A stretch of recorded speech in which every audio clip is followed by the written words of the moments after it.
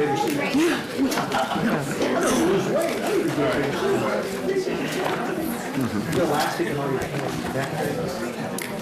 seconds.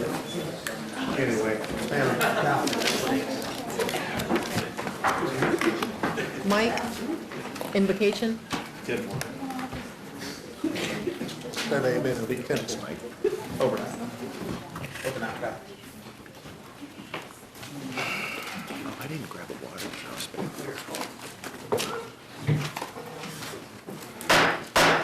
We now call this meeting to order.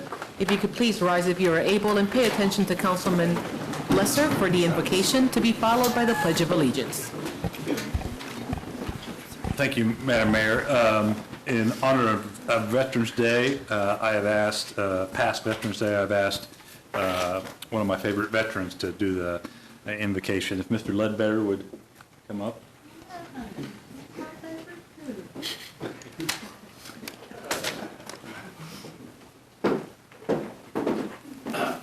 If you're a veteran, you know how to pray. Thank you. Let's bow our heads. Dear Heavenly Father, thank you for all that you've done for us. Thank you for this city. Thank you for this gathering.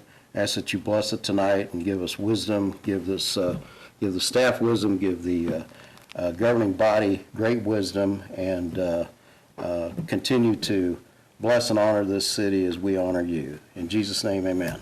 Amen. I pledge allegiance To the flag of the United States of America and to the republic for which it stands, one nation, under God, indivisible, with liberty and justice for all.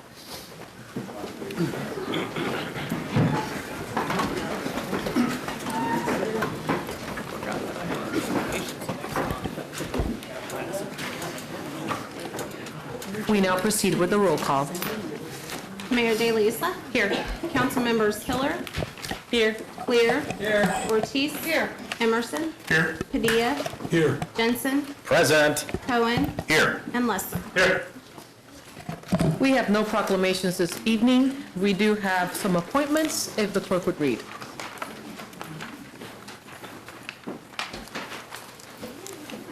A is a board appointment recommending the reappointment of Greg Short to the Topeka Shawnee County Riverfront Authority Board for a term ending September 30, 2022.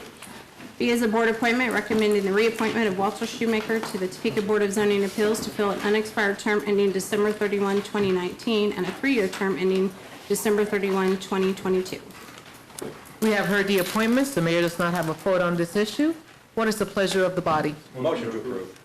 We have Councilman Jensen that's made a motion to approve simultaneously with Councilman Cohen, I think it was, or was it with Councilman Lesser that seconded? Are there any comments on this item? Being no discussion, we proceed by voting.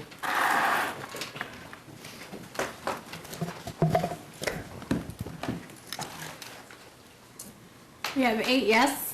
8 having voting yes, the motion passes. If we could please have Mr. Short and also Mr. Shoemaker please stand up so they could be recognized. Thank you so much for your leadership in our community. We appreciate your service to this community.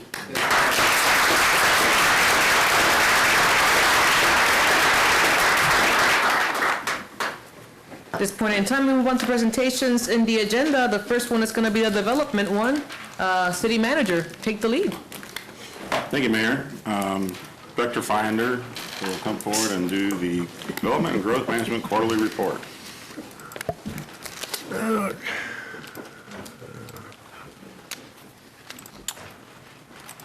Hi, good evening, governing body. Happy November. Thank you, Mr. City Manager, for my new credentials. Did I?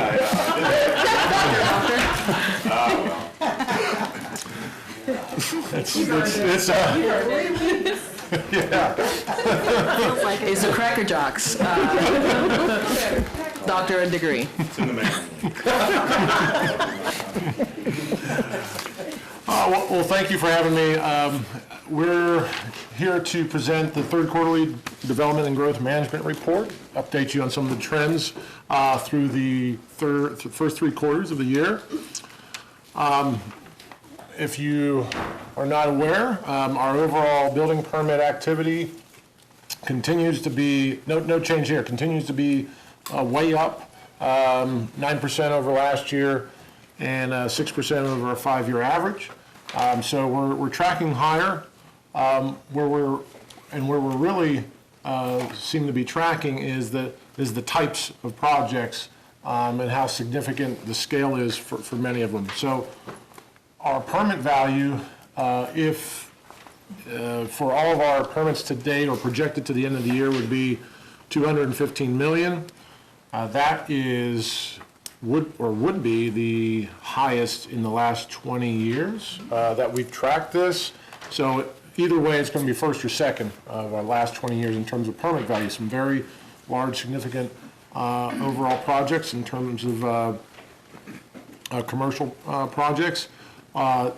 No surprise, the building area as well is on pace to be the second or third highest in the last 10 years. So again, some of the example projects that you'll see tonight at the end kind of reflect that. But it's been a very good year from that standpoint. When you dig down a little deeper into the commercial permit side, that's why we're experiencing some of this growth. Commercial permits are up 22% from last year and 17% over the 5-year average. Every quarter we try and show you something a little different. This time around, we drilled down a little bit more into the commercial permits to kind of look and see where they're happening. And I think sometimes we assume some of these things, but it also gives you some context of just how important some of our areas are for our development activity. So, 2 areas where most of our commercial permits are generated are in downtown and then the I-470 corridor out west. Downtown, in this case, generates 26 permits, or 16% of all commercial permits, with a permit value about 8.5% of all commercial permits. When you add the I-470 corridor out west, that accounts for another 22% of all permits, commercial permits, permit value of 25%. So a quarter of all of our commercial permit value is happening along this one corridor. That makes a lot of sense with some of the projects that we've seen out there, including recently opened Wheatfield, the old Kmart renovation, and there's a Topeka ER, which is in our report tonight. When you combine both of those areas, and you get almost 40% of all of the commercial permits are happening in one of those 2 areas. And the value is a third of all of our commercial permit value. And to give you a little bit more perspective, when you just look at the land area that these 2 areas comprise, which is about 11% together, that means they're pushing out 3 to 4 times their weight, basically, in number of permits and value. So definitely two of the most significant engines in terms of our ongoing development investments in the city. All right, so pivoting over to residential. Residential permits are relatively flat. Actually, they're not relatively flat. They are flat. They're exactly flat. 0% growth from last year or our 5-year averages, which means we're right on track from previous years. When you look at the number of new housing units that are developed, we are, again, pretty much on track from previous years. We're just a tad under where we were last year. When we project out to the end of the year, we usually average around 120 units in the last 5 years, and that's exactly where we're at right now, projection-wise, for the end of the year. When we look at where those are being created, we are seeing a larger share of those units being created within the city. So we're at 54% of all new units are created in the city. That is up 9% from last year, and that would be our highest share since 2011. So again, that's trending in the right direction. We are experiencing more units in the city as a whole. And in terms of the third quarter top 10 permits that we run down here at the end, all of these are extremely important, and as you can see, they're all over at least $1 million in permit value. That's been the case the last couple of times I've showed this to you. The top 5, $16 million project that was permitted in the third quarter, Washburn University Indoor Athletic Facility. And this kind of represents some other large institutional type projects that, while on the face of it, there is no property tax coming back, there are other ways that this will be an economic impact and be influential from the number of events that occurs here. And that's much like the next one as well, the Stormont Vale Event Center expansion.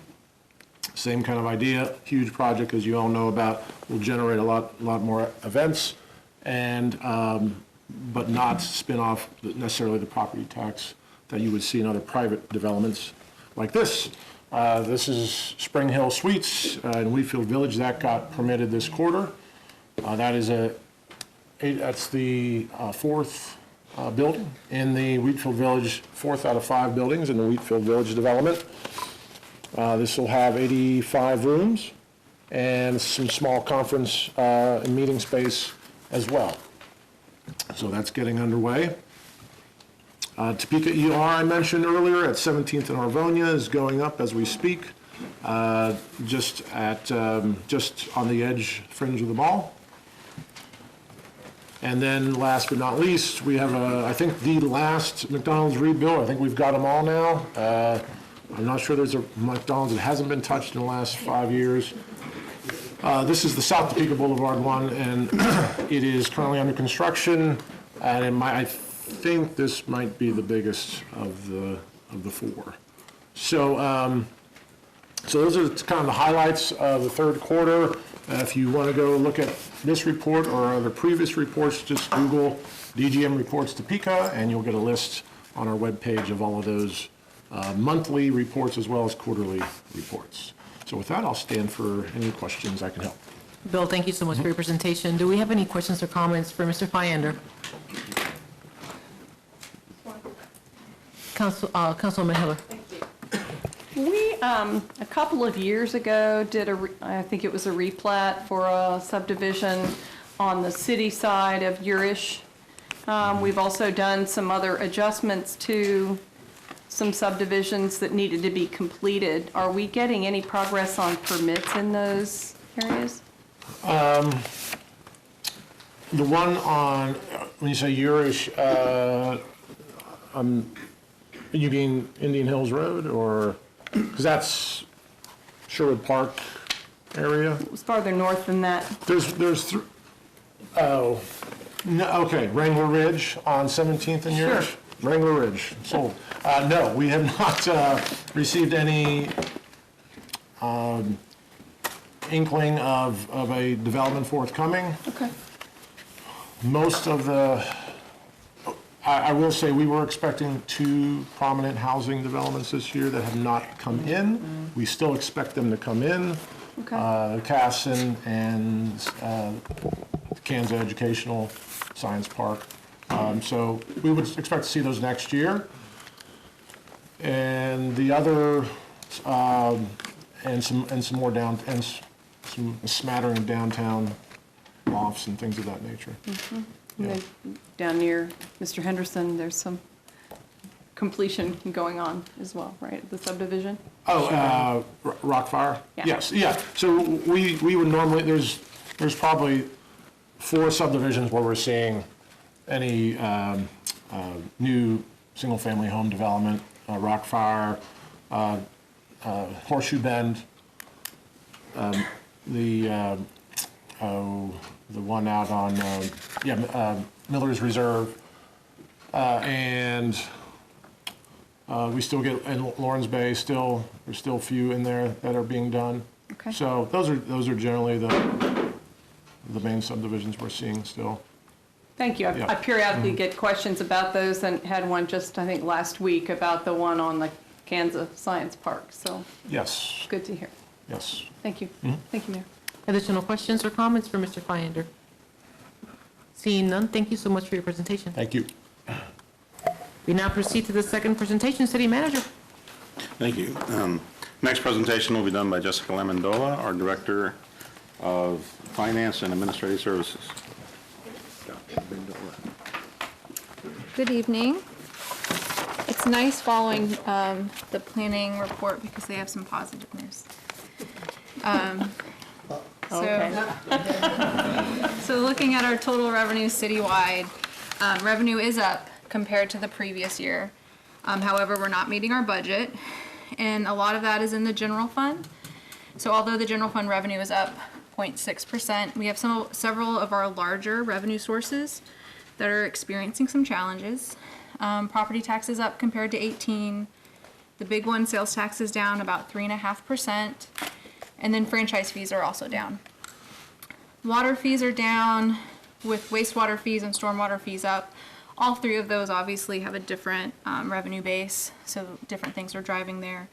The wet year, though, has impacted operations over at the utility.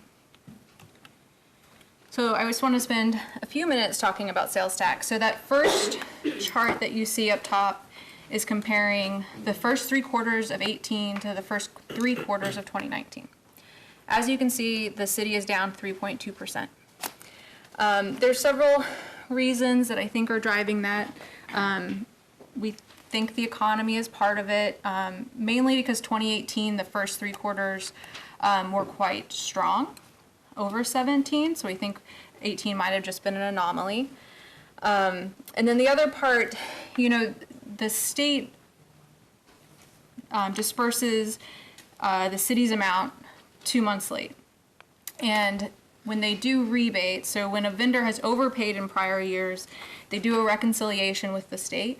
Now, the city is not always notified in advance, and for whatever reason, the reconciliation process this year has ended up with several large refunds to vendors. So some of the noise that you're seeing in 2019 reflects some of that, just ongoing audit and reconciliation with vendors within the city and the state.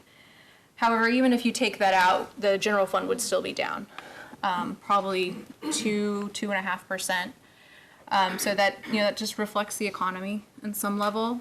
The good news, though, is the most recent check has shown some stability. So we think as we're getting away from the more active quarters of 2018 and going back into more normal performance, that 2019 will also show some normalcy.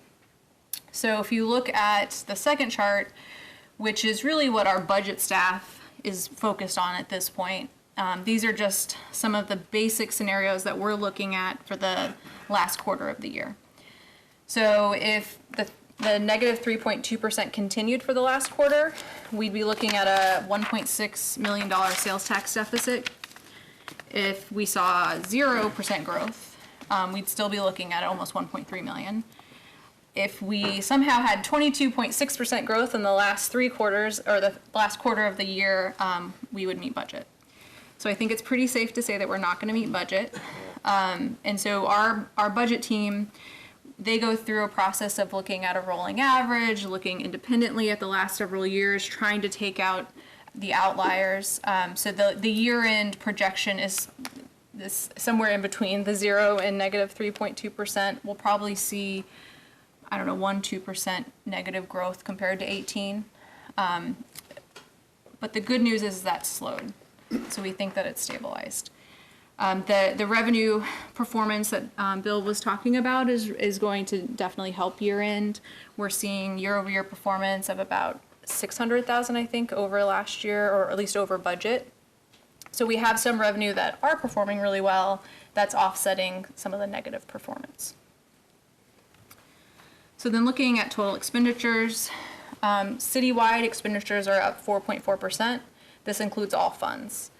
In the general fund, it's up 2.7%, and then the water, stormwater, wastewater all reflect their budget, and I believe several large one-time purchases.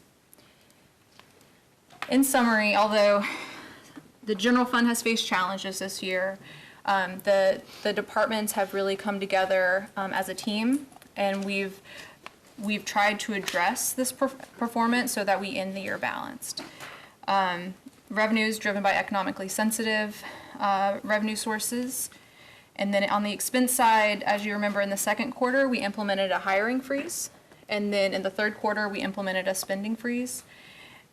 So barring any major change from our current projection, some significant weakness in the economy that develops, and obviously we've seen that in past years, but barring a bigger event, we would anticipate meeting budget, meaning that we will not be relying on reserves in the general fund. That's our current projection.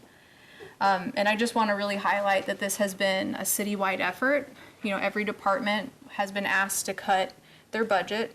And so far, you know, we've really benefited from having a team atmosphere, and I just really appreciate the department heads taking that back down to their staff and trying to explain where the city's budget is and trying to come in on budget. So at this point, I'm open for questions.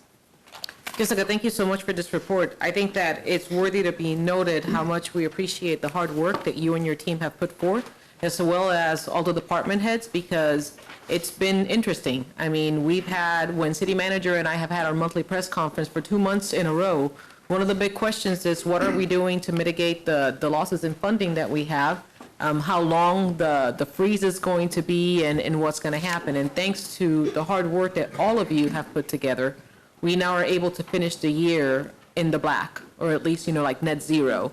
But I think that it's very important for all of us to know that this is not sustainable. So next year, we're going to have to be making some really hard decisions. Just keep that in mind. I think that this is something that we have been talking about openly with our community and as council since very early, I think, when we started the budget process last year. And I think that some of the crunch that we're having is starting to be reflected. For all of you council members, when session restarts, one of the bills that the state is looking into is working to tax the online establishments that are taking a lot of the sales tax revenue that are coming into our communities. So we'll make sure that Whitney keeps us all posted, because city manager and I are constantly in the State House when it's in session, and it would be great to have a show of support from everybody on the council that can make it when they have those discussions, because I think that they need to hear from municipalities on how these sales going online and not having anything to do, you know, any revenue to bring to the city is impacting all of our communities. So thank you for the work that you guys have done through this challenging time and helping us be afloat. Any other comments? Councilman Emerson. Thank you, Mayor. Ms. Lemondola, thank you for your report. I had a question on sales tax. You said we need a 22% increase, I think, to end basically at our 2018 budget or 2019 budget. But are you taking into account, wouldn't we expect more sales tax revenue in the the fourth quarter anyway because of, you know, Christmas? Yeah, that's factored in. So it's looking at the fourth quarter of 2018 and then showing what we still need to meet the 2019 budget. And that's the delta, is 22%. Over 2018? 18. Okay, Yeah. Thank you very much. Councilwoman Hiller. Thank you, Mayor, and thank you for the work and effort.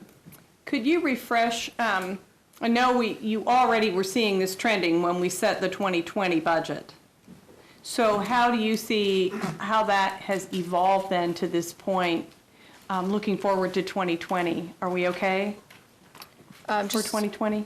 To go back to Councilmember Emerson, so it's the budget, not 2018. So it's actual to budget. We're comparing those two to get to that delta, not 18. That was my fault. And in terms of your question, 2020 is going to be a challenge. So we will be, in the next month or so, revisiting the 2020 budget, looking at what we're projecting for a year in 2019, and then applying a reasonable growth factor. And at that point, if we will probably identify a gap, and we'll have to either look at the expense side, or we'll possibly also be looking at other revenue sources just within the same budget. So if planning is continuing to see this uptick, that's a place that maybe we look at and make sure that our current projection is accurate. We obviously, on both sides, good and bad, we want to make sure our projections are reflecting actual activity. But there is a potential that we will have to be looking at expense from the beginning of the year. Thank you. Councilwoman Ortiz? Thank you, Madam Mayor. Jessica, did I hear you say that we would not have to dig into our reserves? That is our current projection. We have done a lot of review and focus, looking at our expenses and where other funding sources are coming in over budget. So our current projection is that we will be balanced at year end in the general fund. In the general fund? Yes. But if we're in such bad shape, it sounds like we would probably need to dig into the reserve. That's not the current projection. I mean, the departments have looked at their budget, and we've actually made cuts throughout there. We've looked at, on the personnel side, any savings throughout the year. We've identified contracts, just looking at all of our expenses. And then also on the revenue side, the 600,000 over budget that planning is seeing in their permits obviously offsets some of the poor performance from other revenue sources. And I don't know if this would be a question for you, but what about public health and safety? We're not minimizing or putting anybody, jeopardizing anything there, are we? Or we're just kind of putting it on hold, the things that they need? Which particular items? I'm just saying, I don't know. I'm just wanting to make sure that they don't need something. Are you, when you're in a particular budget, as far as the neighborhood relations budget? No. or- I'm just talking public health and safety, like our fire, our police, No, I anything that think they would need. one of the things that we did was we looked at what is necessity in order to continue operations. Mm-hmm. And then we looked at delaying purchases, things that could be delayed and pursue them in the following year. There have been areas that have been identified where maybe there was money set aside to make a purchase, but based on the way the year has gone, the purchase doesn't need to be made. You know, you build in some contingencies with expectations that things might happen throughout the year that need to be replaced. And so you have the money available in your budget in order to do so. Right. But some of those things are not happening, and we're able to identify them as choices for us to reduce. I'll just use an example out of my department as an executive. We allow certain money that's set aside for capital purchases for City 4, our system that we use here. There's $50,000 that's set in there for purchases that we might need to make. So far, we've been good. Nothing is broken, and we were able to trim about $15,000 off of that, still leaving us with a contingency in case something were to happen in the last 2 months of the year. And so those are the types of things that we've identified to be able to get to that point where we've trimmed the budget back enough to be able to meet our end result of not having a deficit. Okay, thank you. Thank you, Madam Mayor. Councilman Jensen? I would just offer a quick comment of praise to you and your team, and really to all the city staff for pulling together and really doing what they can to help get through this. I mean, this is not an easy issue. We didn't anticipate this, but the way you've been able to rebalance funds and the cities pull together, that's the team effort we need to be successful in this community, and that's very commendable. So thank you so much for your commitment to do that. Seeing no additional comments and questions, thank you so much for your presentation. We now move on to the consent agenda, if the clerk would read. A is an ordinance introduced by City Manager Brent Trout allowing and approving city expenditures for the period of August 31 through October 4, 2019, and enumerating said expenditures therein. B are minutes of the regular meeting of October 15, 2019, and there's one open after midnight permit for Titans LLC located at 917 North Kansas Avenue, and staff is recommending approval. We have heard the consent agenda. Motion to accept. We have a motion for approval by Councilman Jensen, a second by Councilmember Padilla. Are there additional comments or questions on this item? Seeing none, we proceed by voting.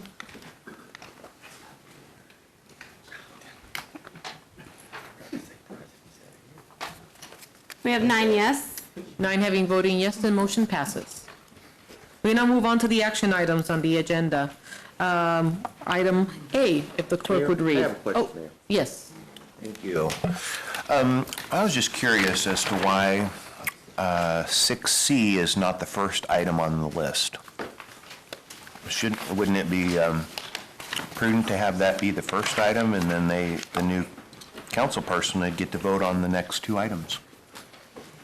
It wouldn't be, I mean, if the body is amenable to that, I am open to that. No, I was just wondering if there was any reason why it was put last. No, there was no reason, but it's a worthy point. So if the body would be amenable to this? Deputy Mayor? The only thing I'd worry about is if they didn't know that was coming, if they had read up on the issues. That's the only thing I'd worry about. And we can leave things the same, just wondering, thank you. Great question, though. Okay, we now move on to item A, if the clerk would read. A is a public hearing and an ordinance introduced by City Manager Brent Trout relating to the vacation of a 20-foot wide section of public right-of-way along the front of 2620 Northeast Sardu Avenue in the city of Topeka, Shawnee County, Kansas. City Manager. Thank you, Mayor. Director Finder, if you would please go through this item and explain the issues related to the vacation of the right-of-way. Absolutely. Okay. Yeah, I apologize, thought we had an aerial here. Very, very easy to describe. You should have an aerial in your packet. This is on Sardu, in front of what was Mike's IGA. There is a vacation of about 20 foot of right-of-way that was dedicated years ago. We're not really sure why, but it is the only notch along Sardu, on the north side of Sardu, that is been removed or has been dedicated for additional right-of-way. So with this vacation, and I don't think there's any easements or any lines that need to be have easements, but with this vacation, you will have one continuous northern line along Sardu. And so staff had no issues with the vacation. It will, the property's parking is already in the right-of-way, so this will alleviate a cloud on the property as well for private development in the right-of-way. So we do recommend approval for the vacation. Do we have any questions prior to starting the public hearing for our staff? Seeing none, at this point in time, we are opening up the public hearing. Any individual in the public that would like to comment on this item is welcome to come and do so. Any individual that is interested in speaking to this item is welcome to come and do so. I have to ask one more time, friends, I'm sorry. Any individual that is interested in speaking on this item is welcome to do so at this time. Seeing no individual step up to this comment, to make comments on this issue, the public hearing is closed. At this point in time, do we have discussion? Deputy Mayor. No, I move to approve. We have a motion for approval by the Deputy Mayor, a second by Councilman Jensen. Comments or discussions on this item? Seeing none, we proceed by voting.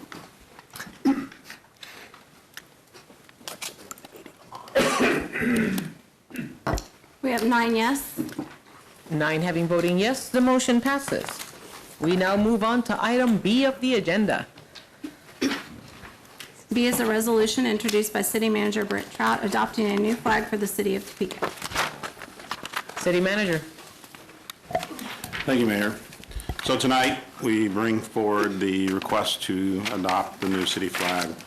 There are a couple of items I wanted to discuss real quick related to what others may wonder what happens when we change the new flag, if indeed the city council were to adopt it. A couple of the main issues that we talked about is what happens to the city seal and what's the difference between the city seal and the flag. The city seal will be the enduring, continuing, I guess I'd say, replica of the city and anything that it uses. It is the mark that's put on all of our official documents, our minutes, et cetera. And so that will continue on. That isn't changed by anything that we would look at or consider with the flag. And that's important. I think that's something that goes from the start of the city to the end of the city. The seal stays the same. The flag, however, the current flag was not adopted until 1973, and I'm not sure what flag existed prior to that. So for consideration of the flag, that's something that can change and has in many cities over time. looking at it, the old flag would be retired from use. We would remove it from our buildings and put the new one up. Obviously, keeping the tradition and knowledge about where the flag came from and recognize that for posterity. Other item that has come up a lot is what about the use of the flag and its design and who can use it? The city is not intending to license this. That was one of the things that actually was taken care of by the group that did the design and unveiled it to the community many months ago. And so that has already been open source. That is an item that anyone can draw from in order to be able to do designs. And so therefore, it's available for the public and those businesses that might want to do things with. And I know that many have, based on what I've seen around the community, both from what has been done by Greater Topeka Partnership and some of the things that they produced, and then other businesses in the community. So, and also I stand for any questions you may have. If I could make just a few remarks, I just want to say thank you to this body for being visionary. When we initially met with regards to our strategic plan, the flag and the rebranding of our community was one of those things that the body was very interested in seeing happening. We engaged with Forge, Leo Espinosa, Brittany Crabtree, and Nicola Saunders was part of that group. And Forge, no pun intended, Forge forward with that. The engagement in our community was palpable, and none of this would have been possible without also the support of the Federico, that was very supportive in allowing for the community to feel like they had something to provide and something to win from this and to get engaged. And that created a lot of excitement. Then when we ended up with the flag, we were surprised at the amount of people that voted, and not only voted, but we expected that there was going to be a toss-up maybe between two flags that were going to be close. And the flag that we are talking about today, that we all are proudly wearing in our lapels, Jensen, it's right there waiting for you. Yes, I'm certain. So the flag that we are all proudly wearing is a flag that our community, in a great amount, 70%, over 70% approval by the individuals that voted for it. If the voting was a marker of the community pride that the flag evoked, I would invite all of you to take a look at the people in the audience that are already wearing the flags, driving around neighborhoods and seeing the flag in houses, and stickers everywhere. I go to meetings and I get sticker envy because people have stickers of the flag and I don't have it. But this has really been one of those things that has, our flag won an award, I think, that we were told that we were one of the most well-done flags in the nation. I mean, this is big stuff, and it was risky. It was very risky. And the most beautiful thing is that our intent was always from the beginning that this was going to be the community's flag, that this was going to be the flag that if tomorrow the county wants to adopt this flag as well, as long as they keep it open source, they can do so. If Silver Lake wants to do it, they can do so. Anybody could do so because this is your flag. So thank you to the leaders in Forge. Thank you to the leaders in the body that took the risk. And thank you, John, for your support and for everything that you do for our community. So additional comments or questions for the city manager, and before we go into public comment. Councilman Jensen. Thank you, Your Honor. So having just received my new lapel pin from over there, I want to tell you how excited I was to see how fast the community adopted this flag and put it everywhere. Oh my gosh, every time I turn around, there's some new creative way the flag's been installed. And even in the most random places, on the side of buildings, places you couldn't see except from, the third or fourth story of other buildings. It's just wild to see it. It's everywhere. And I'm also really excited at the number of people that have walked up to me. You'll notice I wasn't wearing a lapel, and that's because I gave it away. The number of people that have walked up to me and said, "What is that?" It's a great way to explain the new pride in our community. And so then I traditionally have given it to them so that they can go out and continue doing that. So I was particularly excited to see how everybody embraced this and how it's done in the community, and I'm excited to support it. Deputy Mayor. Well, I came in, actually, when I woke up this morning, I said my vote is going to be no. And then I thought, well, maybe I ought to think about that. So I watched some TED Talks, and I've looked online, read a little bit about city flags, and I thought, gosh, ours is kind of ugly. You know, and you can't, because you can't read it far away. But being one of the oldest people on the council, and what I read kind of made sense, we still have a fight for that. I mean, I'm like, hey man, that's my flag. You know, you guys may want a new one. That's mine. That's the old one. But then I read, if you don't let the young people come up with new ideas and expand, and the old people, me, give them that, then you don't get any progress. And I still remember being young, thinking old people were dumb. So I don't want to be that dumb old person.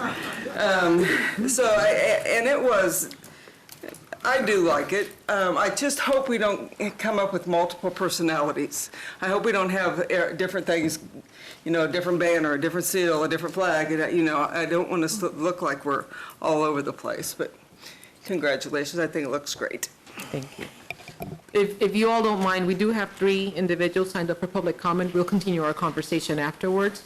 The first person signed up to speak is Angel Romero.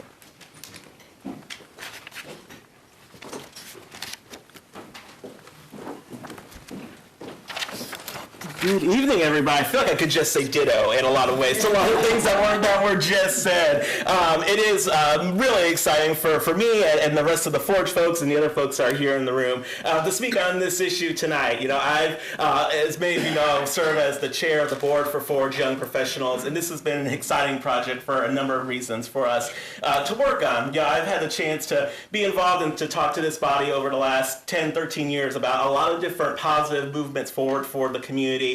And this project in particular has been extremely exciting because it embodies so much of the excitement that has happened in the last 10 years and so much of the new dynamic leadership that's happened in this city. To me, what I tell people is that this project is more than just about a flag, just about a piece of fabric or a logo you see on a t-shirt. It really represents this idea that our community is taking seriously the idea that we can and should be proud of our city. The fact that people are wearing the flag on t-shirts, that they have stickers on their laptops, that hundreds of Washburn students got this sticker when they enrolled and started school at Washburn, is exciting, and it is a sign, I think, of a lot of things to come as people really take stock of their community and of the exciting new developments that have happened. You know, we talked about murals that have popped up downtown. We talked about people's front doors and porches that you can see supporting the flag. And all of this is because there's a symbol that people have gravitated to that represents their city, and they want to show it off. And how cool is that? That people want to be proud of their city, and they want an emblem, and they want something that recognizes that, and they want to show it off to people.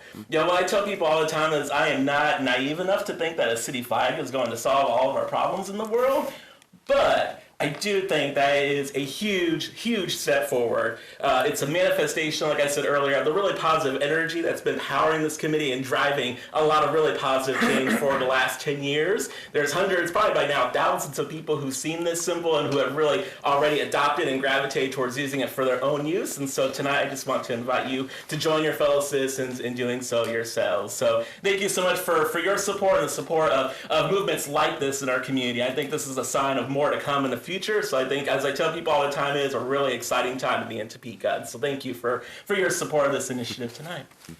Thank you for your comments. Lindsay LeBon.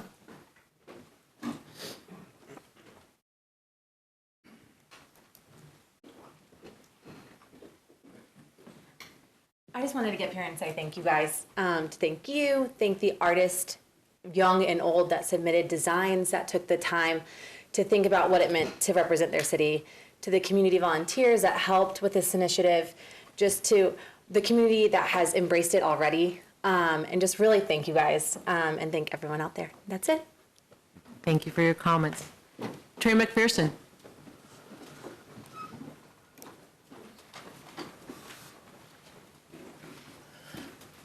Hello, governing body. Nice to see you again. The flag, the new flag, means quite a bit to me because it kind of shows that the city is kind of ready to move to its next phase. This flag, I'm just going to show this to the camera here. This flag is the proposed flag. It's wonderful. And each part of it represents something different. You can go to topekaflag.com. I think it's topekaflag.com or it's .org, one of those two. And it has all the meanings on there, and you can look them up. But there's symbolism there from the old flag. The old flag has green and yellow on it. There's green and yellow on this flag. There's a white separation on the old flag. There's a white separation here. The old transitioning to the new. And like the city manager said earlier, there are so many people who have already adopted it in their hearts. And that's what's beautiful about it. Everyone else has already adopted it. So it's your turn to adopt it in the law and then put it up there where it belongs. So that's what I wanted to say. And I thank Forge very much for putting on the competition. We deserved it because I was getting jealous of Wichita. Wichita has a great new flag that they have that has symbolism from their Native American background. And so ours has, with the flag of the, that sunflower symbolism as a nod to us being the state capital. There's so much there. So I'm really proud of it. I'm really grateful that we're going to have a better flag than Wichita. So thank you. Thank you for your comments.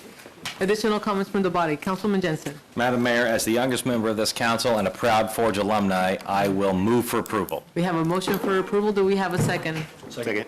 We have a second by Councilman Cohen. Do we have additional discussion? Councilwoman Hiller.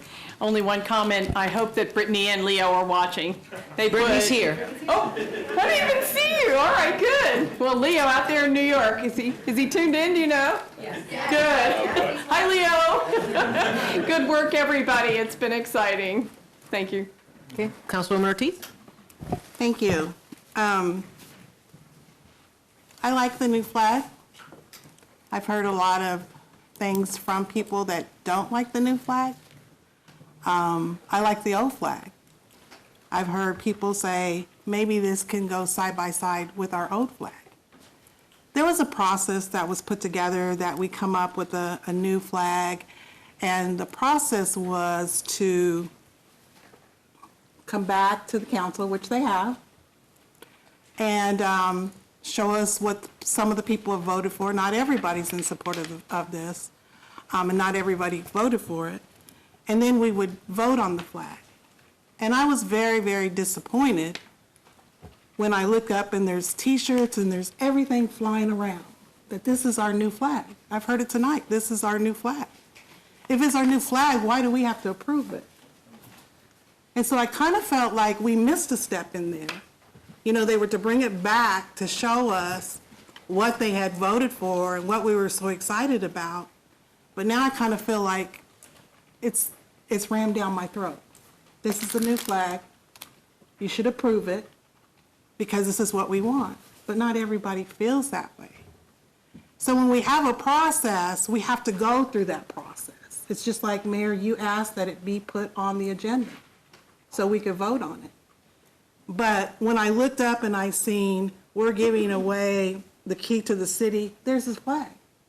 And somebody's like, is that our new flag? There was a lot of questions asked. When people started having cufflinks and pictures and all of this, and people were saying, is that our new flag? When did you guys adopt that? So I think, for me, we have to follow the process. My feelings are a little bit hurt. We are elected officials. This is what we do. We adopt stuff.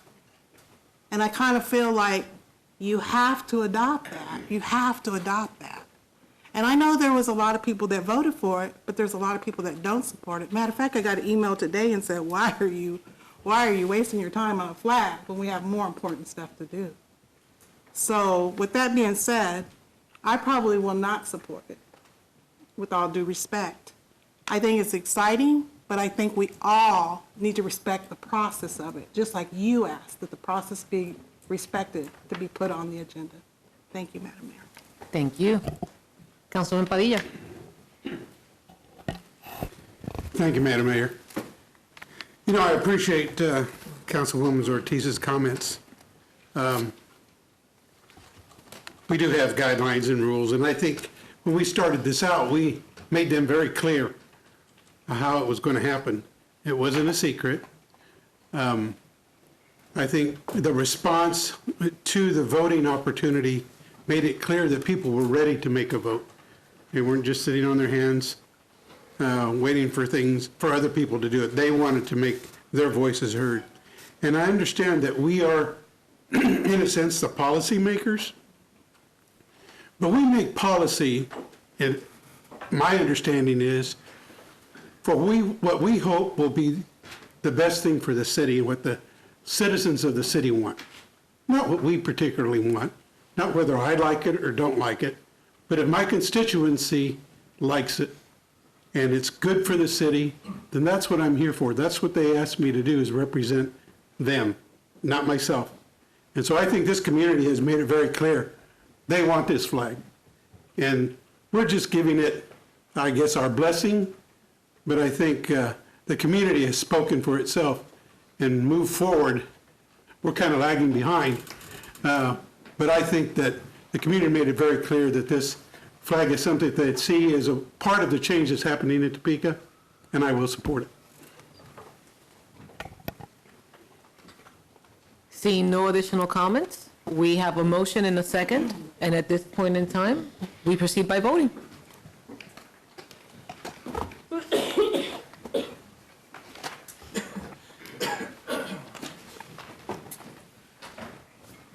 Okay, we have 8 yes with Ms. Ortiz voting no. 8 having voting yes, the motion passes.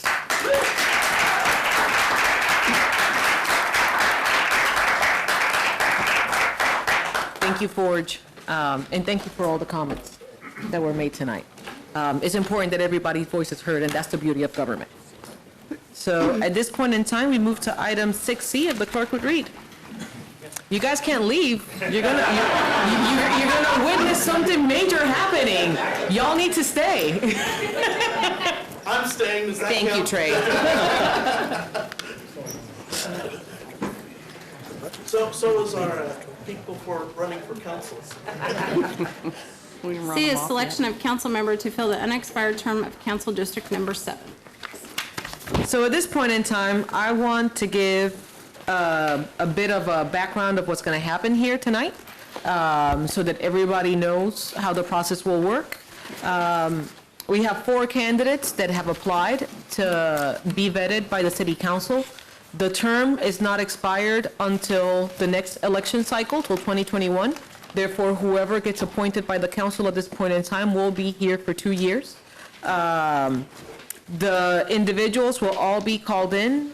Individuals will be able to listen in to the answers, I think, that all the other, no, actually, the other individuals get out. Each candidate will provide an opening statement. I know, it's just like, each candidate will provide an opening statement, not to exceed 4 minutes.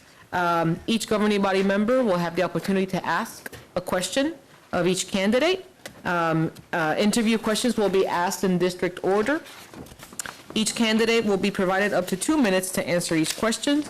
After all the interviews have been concluded, we will have a little recess so that we can all vote.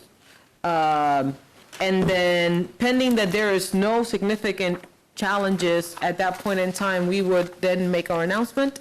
And then there will be a 5-minute recess. And the reason that we will recess after that deliberation will be that we will allow our judge to robe herself, so that the individual that gets selected, it's going to be a fast cash and carry, get sworn in, and then they get to the hot seat right after that.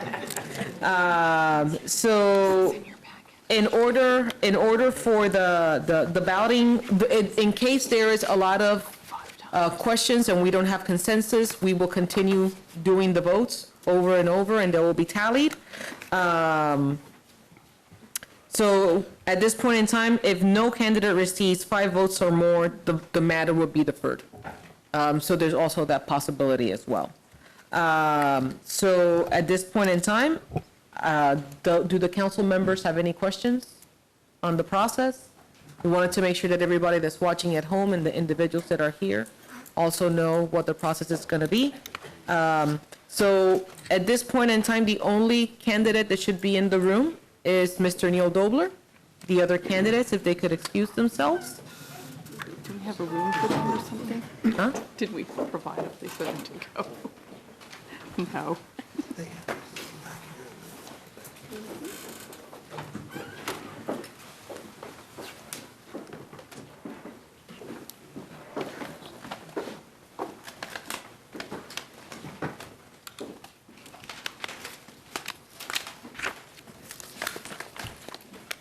We're allowing a few minutes, Mr. Dobler, for the room to clear. You bet. Yes. Actually, the hot seat sounds pretty good right now. It's cold in here.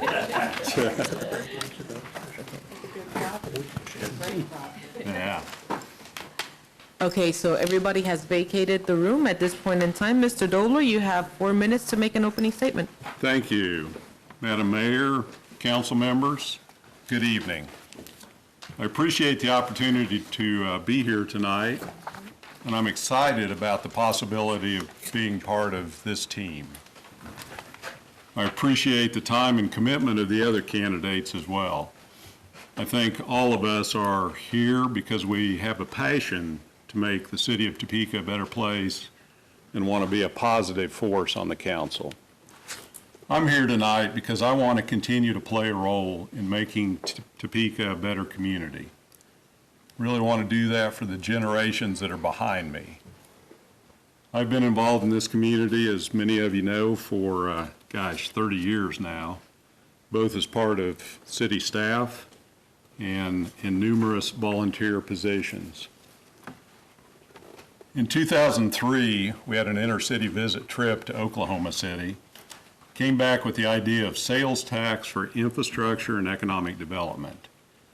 I was fortunate enough to be part of the team that backed 2 now countywide sales tax extensions that fund JADO today and have funded many, many infrastructure improvements across the community. In addition, I helped organize committees that back the 2 citywide sales tax issues for street improvements. But really, one of the community issues that I'm most proud of was being one of the original members, along with some other members on this body, who established the downtown renovation projects that continue to pay dividends today. I'm here tonight because I want to see the city continue to grow. I believe there are 3 keys to a successful, vibrant community that is welcoming to everyone: safety, livability, and redevelopment of the core of Topeka. Safety is really non-negotiable, and we must make sure that the police and fire departments are adequately funded. Growth is huge for this community, not just bringing new jobs to Topeka, but making sure the people that fill those jobs want to live here. I feel like the way to do that is to redevelop the community that we have. We simply can't continue to expand our footprint much more without committing the city to new water and wastewater plants that are tremendously expensive. We must redevelop the core of Topeka where infrastructure already exists. Kansas Avenue's been a great start, but we need to see that extend to other areas like White Lakes. I do have a unique background that includes service with the city of Topeka and many years in the private sector. I'm a licensed civil engineer, have an MPA from the University of Kansas. In my time at the city as acting city manager, I helped transition this body from strong mayor to a council manager form of government. One of the skills that I have developed over the years is the ability to collaborate on important issues, bringing people with different backgrounds from different parts of the community together to seek solutions to problems that face all of us. It's difficult to replace a member of the council. I feel that I have the experience to hit the ground running. I feel it's also important to fill this position with somebody that will be a positive influence on the council, as was Mr. Mays. I don't really come here with an agenda or a cause. I come here with a desire to be part of the team and move the city forward. Man, that was good. All right, we proceed with Council District 1 with your question. Thank you for being here, Mr. Dobler. What is this, I asked this question just so people have an idea what they're getting into. Right. What is the size of the city's annual budget? Yeah, according to what's published, the annual budget's around 298 million on the expenditure side. I think I have a couple of minutes, right? So I'm going to talk some more because that was such an easy answer. I've always found it interesting that people think that property tax funds most of the city. And it was kind of interesting to go back through the budget again as I prepared for this question. And really, general fund's about a third, as you folks know, about a third of the budget. Property tax is about half of that. The other misconception is that the city's property tax, when you get your tax bill, the city's property tax is almost all of it. And in fact, I think my property tax about 160 mills, and I think under 40 of that is the city. There's a lot of other revenue sources, water, wastewater, parking, franchise fees, and of course the citywide half-cent sales tax funds a lot of street improvements. So thank you for that question. Deputy Mayor. Okay, if there was a vote coming before the governing body on an issue that most of your constituents have asked you to vote no on, but voting no would go against your personal moral and values, how would you vote on that issue?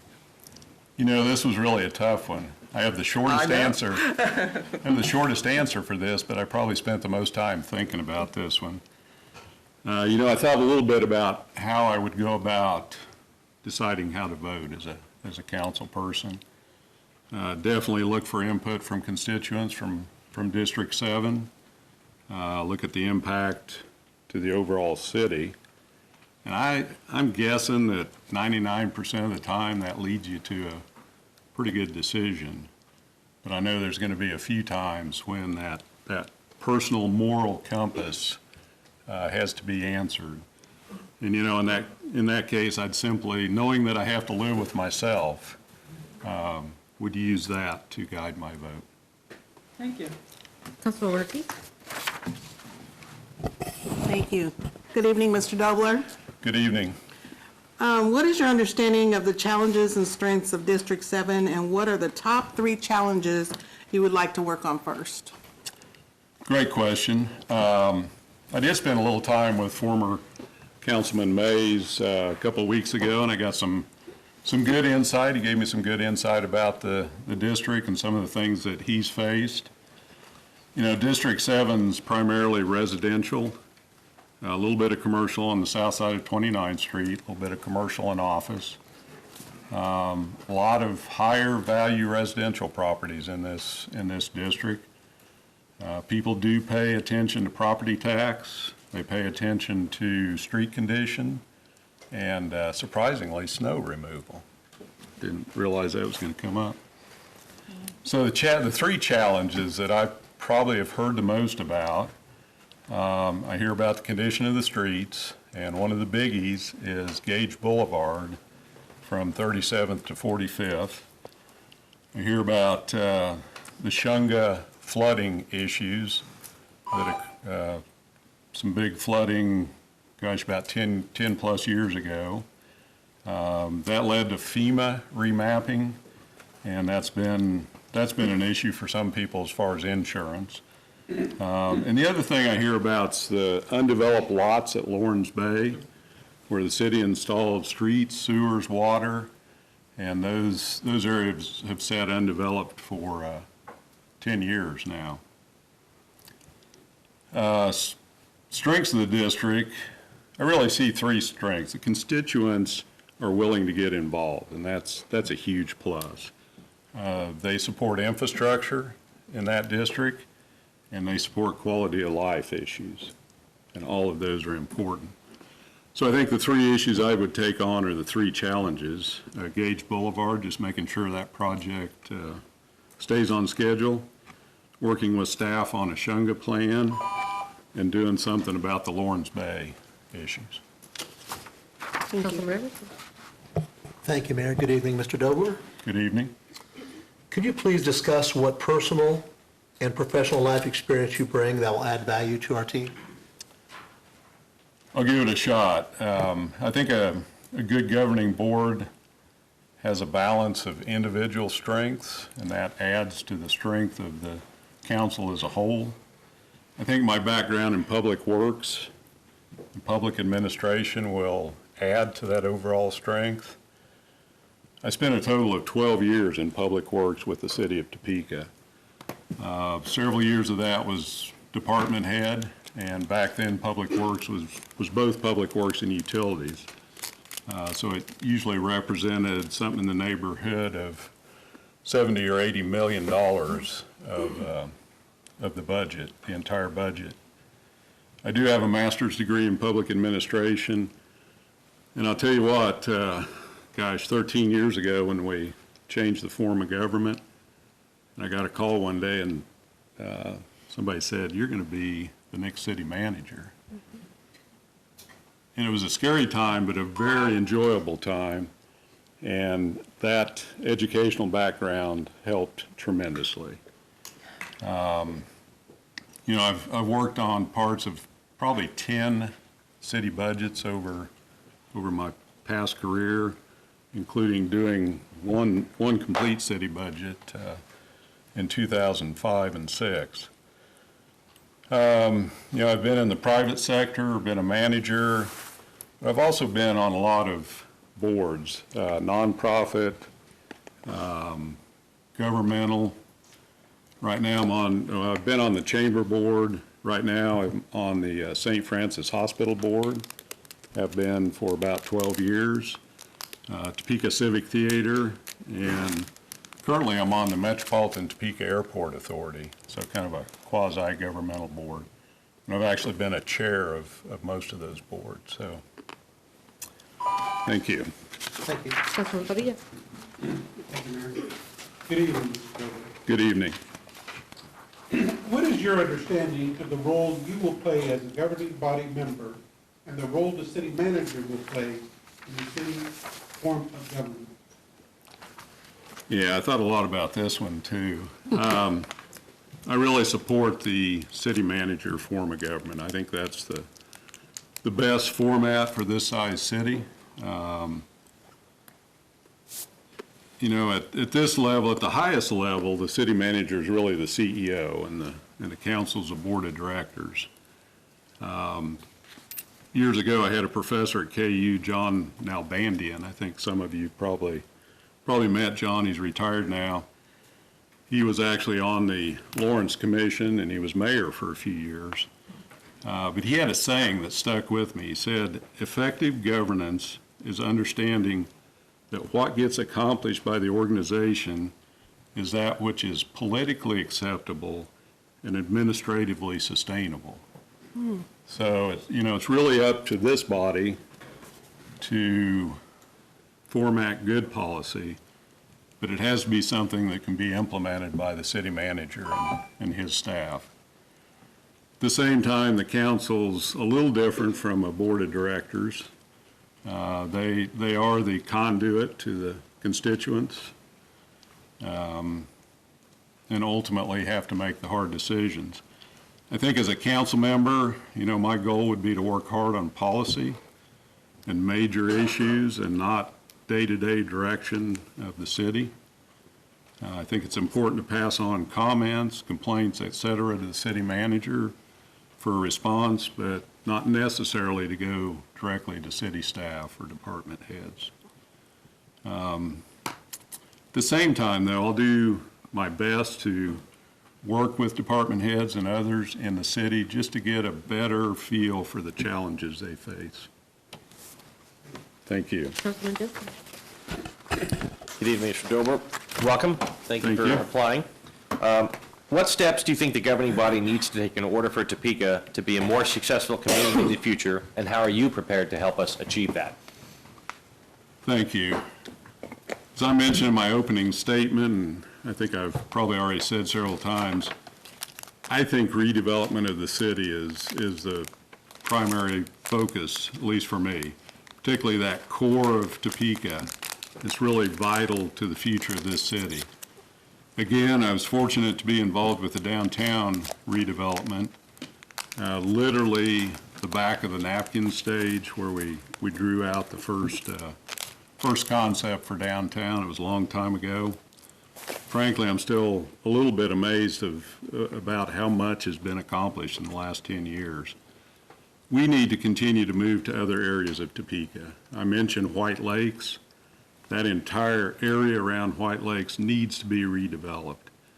And that's really where I think I can bring my public works background, policy background with TIFs and other instruments that help that redevelopment. I think that's vitally important. And I appreciate the work that the council's done. This council has moved forward on redevelopment really like no other council in recent history. So I appreciate that. Councilman Cohen.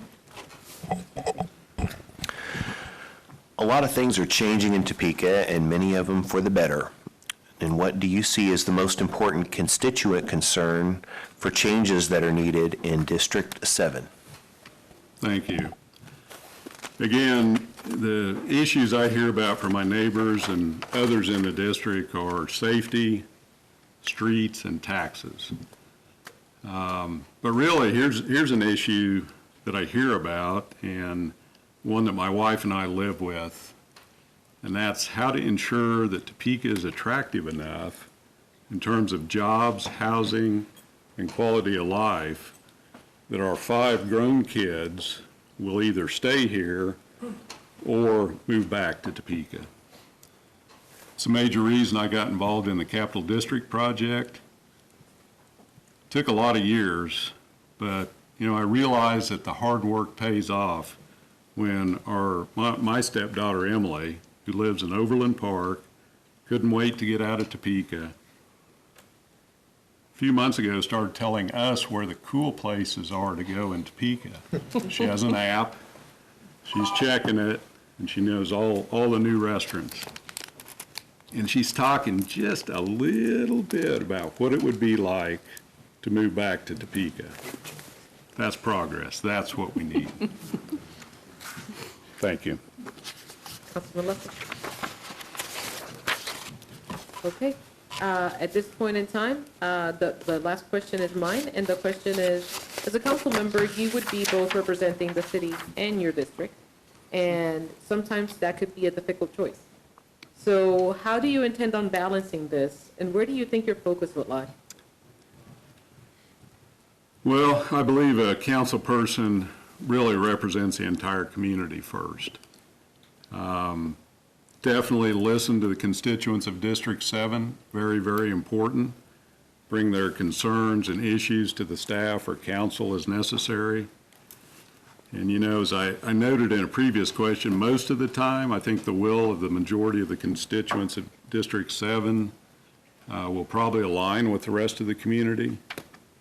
But in the rare case that they don't, I will have to make decisions that are best for the city as a whole. I'll try to do this by getting input from the constituents of District 7, analyzing the effects on the city as a whole, and making sure there's no harm to my district, District 7, and then voting in a way that I think is best for the entire city. Thank you very much. Thank you. Thank you for completing the questions. At this point, you could sit down in the audience, Where I can leave? right? No? No. You have to. I get to sit Okay, down. so I guess you joined the outside club. Side club? Yes, and could you please send in Miss Margaret Sirocco?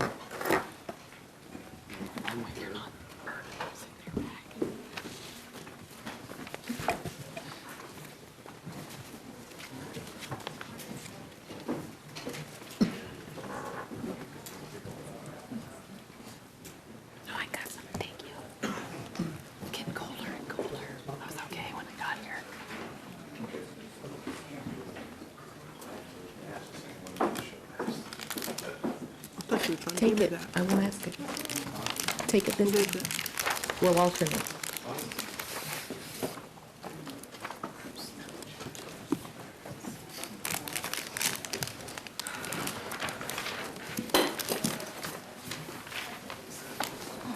supposed to put this away. Hi. Hi, good evening, Ms. Sirocco. Good morning. Do I just start? Yes, you have 4 minutes to make your opening statement. My name is Marge Sirocco, and I live over on Twilight Drive, which is in the Brookwood area. People asked us when we bought that house, why are you buying a house with 4 lanes of interstate in the backyard? And I said, well, in Chicago we had 8, so this is an improvement. I came to Kansas, I grew up in Iowa, and I was given the gift of a scholarship at the University of St. Mary. And after going home, you know, when I took my social work classes, they said, Kansas is not hiring social workers. So I went home, got a social work job, got laid off, and then Iowa wasn't hiring social workers. So I came back to where I might know somebody. I worked in a little town called Troy, Kansas for 3 years. Could look around, see where you want to live, and I picked Topeka as kind of the right size for me. I like the green spaces. After living in a town of 1,200, I like traffic. It was great. I worked at the SRS office for 7 years in Topeka, 6 years as a supervisor. Met and married my husband and thought, this is great. He works for the Atchison, Topeka, Santa Fe Railroad. We got married in September, got moved to Chicago in April. It was great. They said, well, come back. Come back. We'll love to have you back anytime. So we were in Chicago 5 years, and we were given the option, you want to go to Albuquerque, you want to go to Topeka. Get on the Topeka list here, we're going back home. So we came and we bought our house. We've had 3 children, and I've had a series of jobs in Topeka because when you've been home with your children, you have to start all over again for some reason. I don't know. Anyway, I worked as a phone pal for the YWCA. I talked to kids on the phone after school. I worked as a case manager at Community Action. I worked at the Topeka Independent Living Resource Center. I moved there because they had health insurance. Nice idea. And then I moved to the Breakthrough House. Had an opening for an emergency aid director. I thought, that sounds okay. I'd like to get into that world again. And 10 weeks later, I was laid off. Yeah. They lost their Medicaid authorization. So I was off for 6 months, and I did get finally a job at SRS, and I even got to be a supervisor again, and that's what I'm about. And when I retired, people say you're going to go nuts. Well, the League of Women Voters had this idea. You can observe public meetings, and since I'd always been interested in that kind of thing, I've been observing here, which is why I just had a ham at the meetings anyway. Why don't you think about it? So that's the reason why I think I might have some knowledge and some idea what you all have been talking about for these many, many months. And it looks like my time's about to expire. There you go. So at this point in time, we're going to have a question by each council member, and you have 2 minutes to answer that. Councilwoman Heller. Good evening. Familiar face. Yes. Ms. Sirocco. I get the first question, and I ask it just to kind of set the stage for what you're getting yourself into. And so my question is, what is the size of the city's annual budget? According to Google, it's $292 million, give or take. All right. And that's involved in, it comes a piece at a time, I've noticed. There are things in the budget like the neighborhood improvement staff, the social service staff, the contracts that you have to do, the indebtedness that you have to pay back. All of that is voted on separately, and then at the end of the year, you get the whopping number of $296 million. And you managed to agree on it this year. I believe Mr. Jensen said it had been the first time in a long time that you didn't have to stay up till 3 in the morning. Looks like a night like that might be ahead for you, but I don't know. It seems like it's also the most important thing you do, because that's what makes this city go. You don't get services from the police or sewers if you don't pay them. You don't get, you just don't, it's the gas that keeps the engine going. You gotta have the money to, as my husband says very often, how are you gonna pay for that? And he says it about like that. How are you gonna pay for that?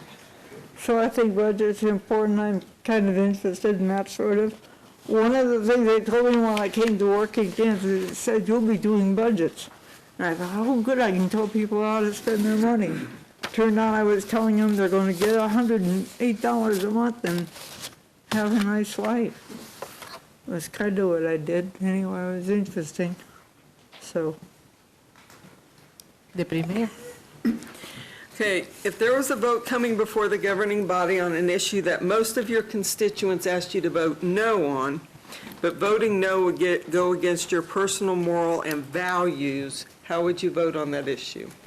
I wrote my answer to that down. I can't imagine this happening. On the other hand, yeah, I can. And it probably will happen often enough. I think that's an age-old question. Mr. Padilla mentioned a little bit earlier this evening about I'm representing my people, but the thing is that you have to communicate what your part of the issue is. You've got to listen to what their part of the issue is. They might know something I don't know. I might know something they aren't really aware of.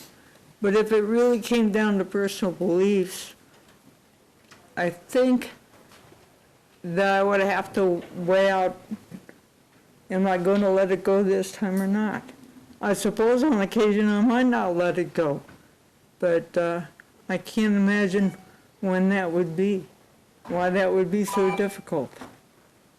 I remember sometimes I didn't agree with what my clients did when I was working as a case manager.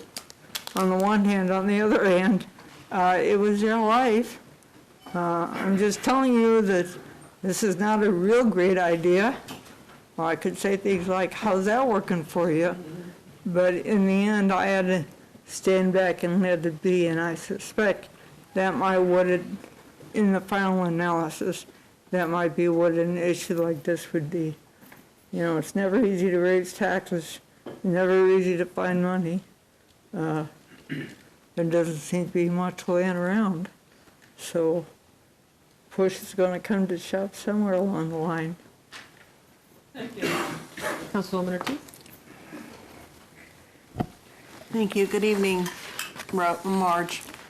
How are you doing, Marge? I'm doing okay. How are you? All right. What is your understanding of the challenges and strengths of District 7? What are the top 3 challenges you would like to work on first?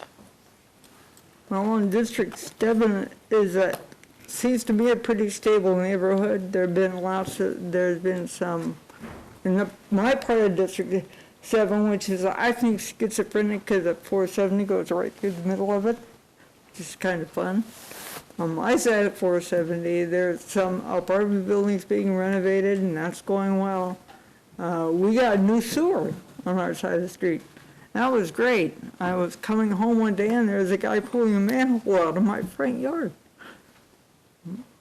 That was a surprise, but he said he was sorry it fell apart. Anyway, so it's pretty stable. The infrastructure looks good. I understand people are a little bit irritated with the road construction in the area, which is probably going to get better. The challenges are to keep the lights on, keep the utilities going, keep the police patrolling, keep the sewers running, keep the water at a reasonable price. Those are all challenges that they're going to have this year. And I suspect that everyone's going to be working on all of those issues. As to some of the other issues in District 7, I don't really know. I know there are 9,400 registered voters there, and that I couldn't afford to buy a list of them. But I'm not, in fact, I wanted to stay in the room so I could hear Mr. Dollard tell me. That's what I was thinking. I refrained from asking the other two candidates what they think the issues are. But anyway. Councilman Emerson. Thank you, Mayor. Good evening, Mrs. Sirocco. Nice to see you up here for a change at the podium. Can you please discuss what personal or professional life experience you bring that will add value to our team? This is probably one of the most personal and difficult answers.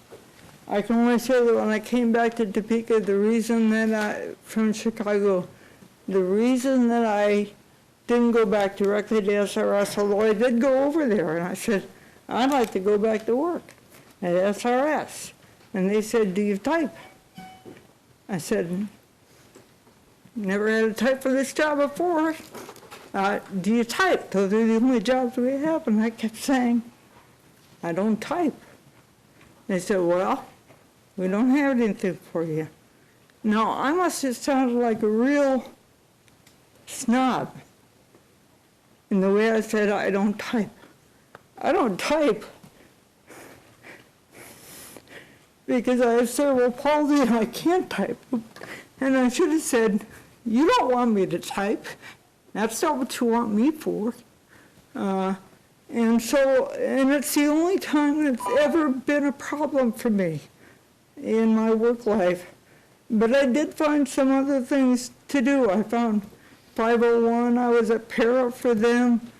I did the independent living, I did community action, and about 10 and either I would have just gotten a job when SRS called again, and usually when I take a job, I think you got to stick with it for a little bit because you promised them.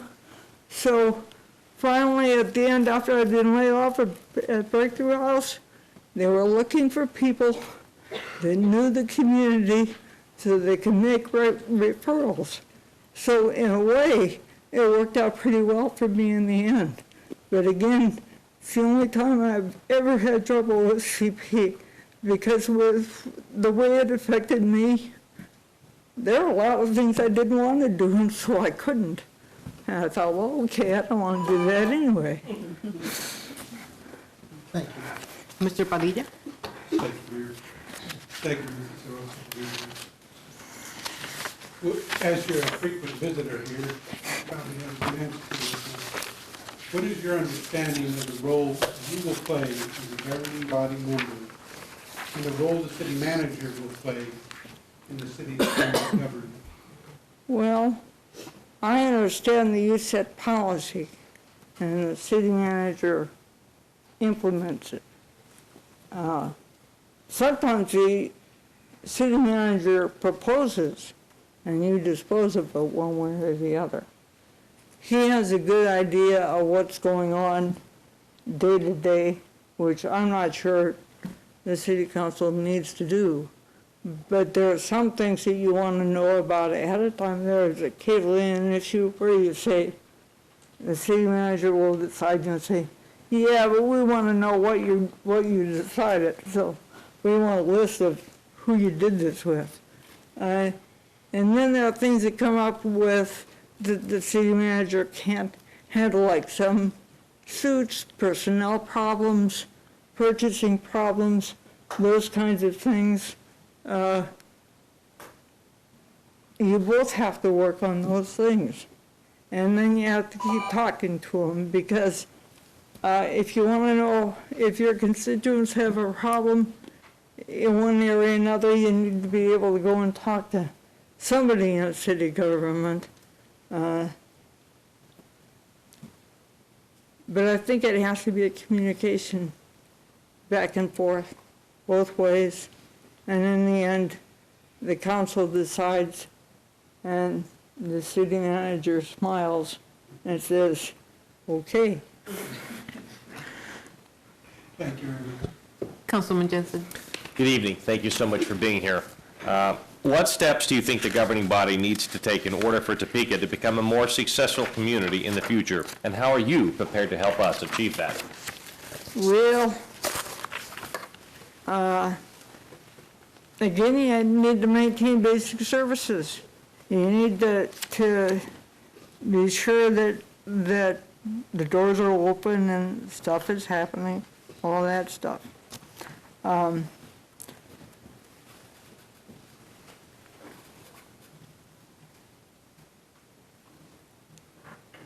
You need to encourage more some employee creativity. I remember when we had a little ambulance that was repurposed, and I think it was to help with homeless people. That was a good thing. The council has been dealing with the Mr. White situation with the police, and it brought up a whole barrage of people talking to the council about it. And there were some community meetings that brought about some good conversation with the police department to kind of soothe that. And I think the council has to do more of that. You've all been very open to public comment and hearing from the public about what they need to do. And I'm very much willing to do that and trying to find a creative way from our employees, like the thing that the several agencies or departments are doing to make it less of a bureaucratic morass. Skipping a few steps or finding out what we can do on the computer instead of mailing stuff back and forth for the alcohol licensing issue. I thought that was good that they did that. Also, you need to accept and use free help like the Bloomberg League and the Forge people. Got you a new flag, got people excited, got people into the room. Councilman Cohen. A lot of things are changing in Topeka, and many of them for the better. And what do you see as the most important constituent concern for changes that are needed in District 7? Well, District 7 need to be sure that Gage Boulevard from 37th to 43rd stays on the CIP list so that it actually gets done in a timely manner. I believe it's up for engineering the next time, and then it's just like a 3-year process. Other than that, it's keeping police and fire on, keeping track of the CIP, the something improvement plan. I used to know, I know what that means. Community, anyway.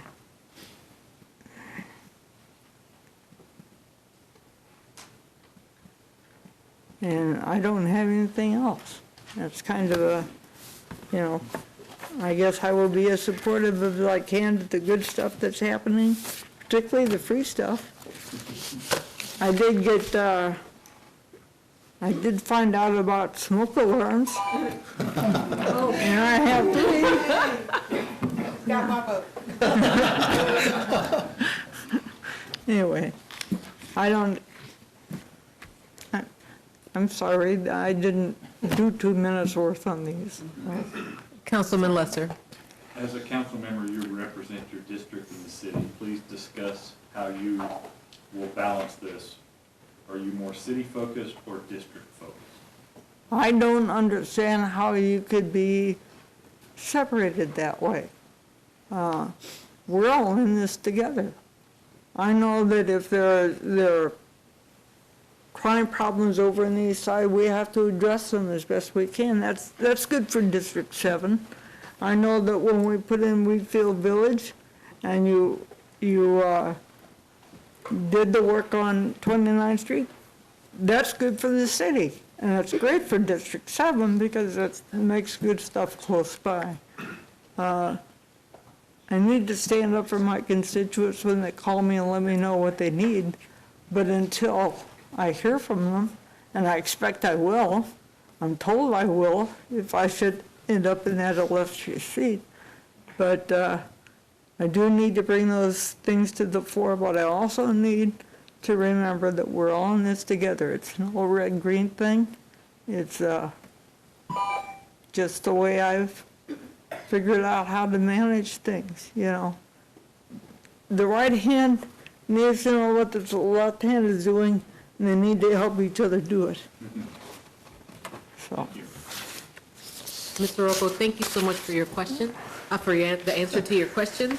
At this point in time, we will invite you to join the crew outside. Okay. And the next person to come in is Ms. Erica Garcia. Yes, Councilwoman Ortiz. Madam Mayor, before the next person comes in, I would like to take a moment to clarify something after Ms. Sirocco leaves the room, please. Absolutely.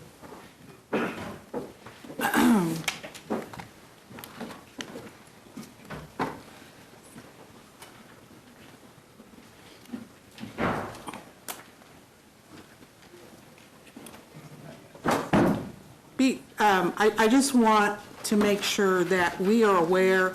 It looked like Mike read your statement or your question, and in this process, we're to be fair. In the first constituent, he didn't read it, so I wanted to make sure that our viewing audience understands what just happened. Because when I seen it happen, I was questioning whether he was only going to ask her and didn't ask the first. So we just want to make sure that we're fair across the board. So is that how we'll continue on? Because we're supposed to be fair, is that correct, Lisa? We're to each, we're to read the same exact. If we're going to read it, we're to do that. So seems like we're kind of switching here a little, but let's make it clear what we're going to do so that we don't have somebody come back and say, you were not, this process was not fair. The question was not changed, but I understand the concern of that. And just for the future, I will have Councilman Lesser continue reading the question. Okay, thank you. Thank you, Madam Mayor. Thank you. So it's clear, this is not his question, it's your question, but he will be reading it. Thank you.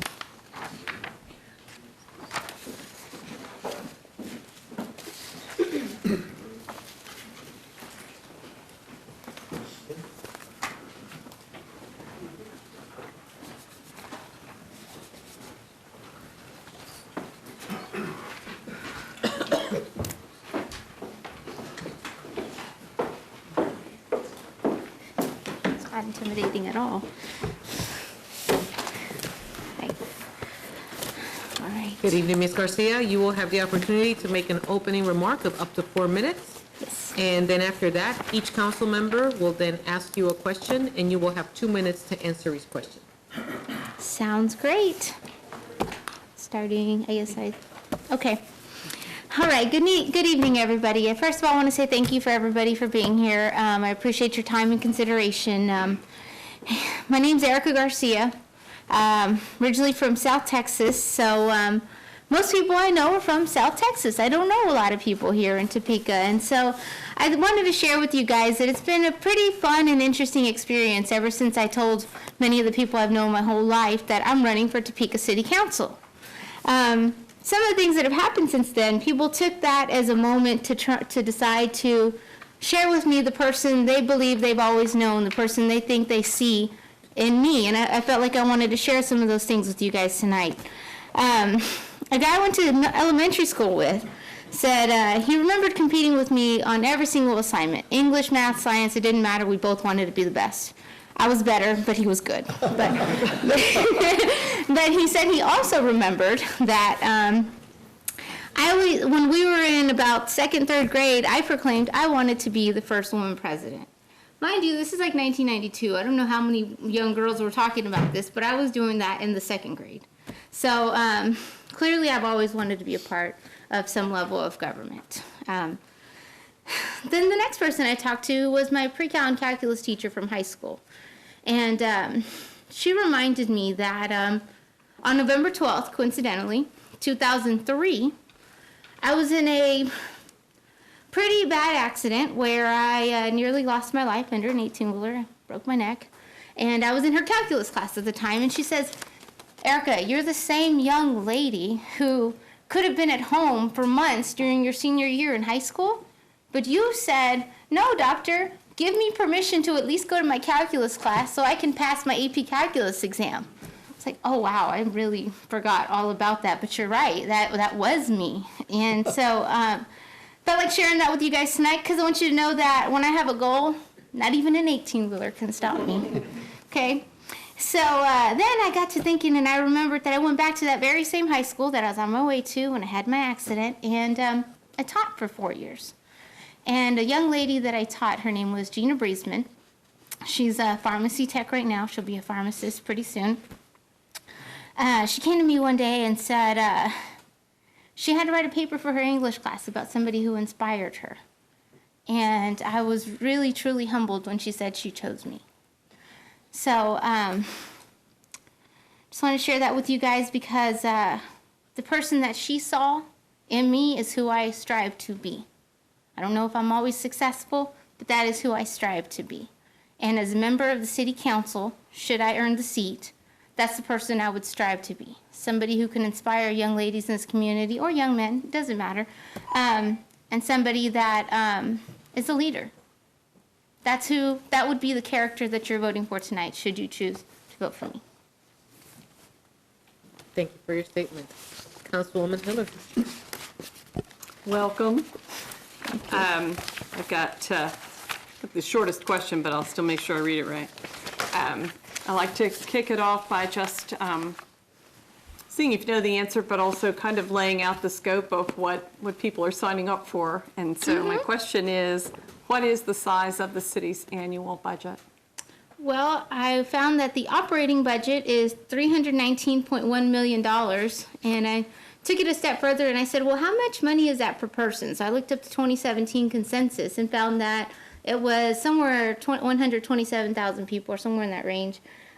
So that budget is equal to $2,520 per citizen, just $2,520 per citizen. And so to me, that puts it in perspective that it's not a lot of money.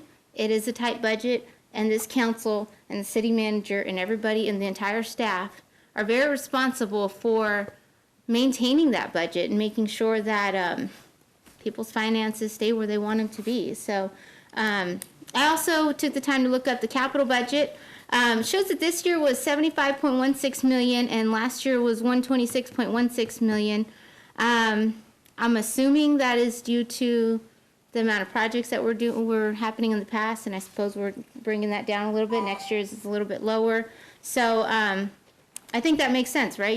You're maintaining more things, so you're going to spend a little bit more money, but you're doing less capital projects, so you're going to have a smaller capital budget. It made perfect sense to me anyway, but now I'm rambling. Thank you. Thank you.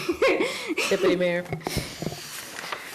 If there is a vote coming before the governing body on an issue that most of your constituents have asked you to vote no on, but voting no would go against your personal morals and values, how would you vote on the issue? So this one I gave a whole lot of thought.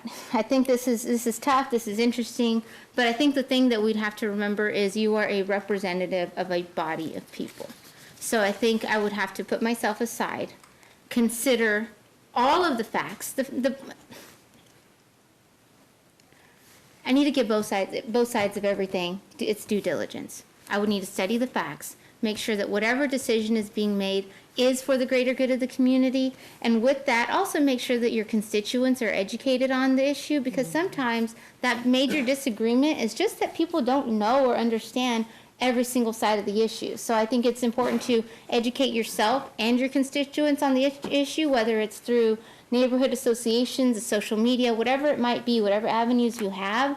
As long as you and your constituents are educated on the decision being made, you make a fact-based decision that's going to benefit as many people as possible. That's what I would do my best to do. Thank you. And you're probably thinking that's easier said than done, and I get that, but that would be my goal. Councilwoman Ortiz. Thank you, ma'am. Good evening, Ms. Garcia.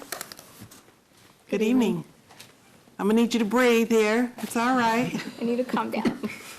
What is your understanding of the challenges and strengths of District 7? What are the top 3 challenges you would like to work on first? Well, did a little bit of research online, and what appears to be one of the biggest issues in the city, which I consider District 7 a part of the city, is wastewater, and stormwater utilities. I saw something that said there were 875 water main breaks in a year, which is the 3rd highest that we've had in X number of years. So, and I know that's coming up on the docket, I think in December. I know that there was also, I don't know if it's actively being done by Black & Veatch or it's done, a study on a lot of this work. I have the privilege at my current job of reviewing studies by companies like Black & Veatch pretty often, and I'd be curious to see what they come back with. I think a lot of times it's this bright and shiny and fix everything that's in sight, and then sometimes it's just enough to get by, and then sometimes there's a pretty good happy medium, and not sure exactly where we are on that, but I would absolutely be happy to get involved in that discussion and figure out our best path forward. The next thing is obviously safety of our constituents. In District 7, the neighborhood that I live in is between Burlingame and Gage, and right about 45th Street, there's no street lights. That neighborhood's been there 15 years, 20 years, and there's no street lights. An animal came running at me the other night when I was running, and I still don't even know what that animal was. I'm serious. I got lucky it ran the other direction because of my reaction.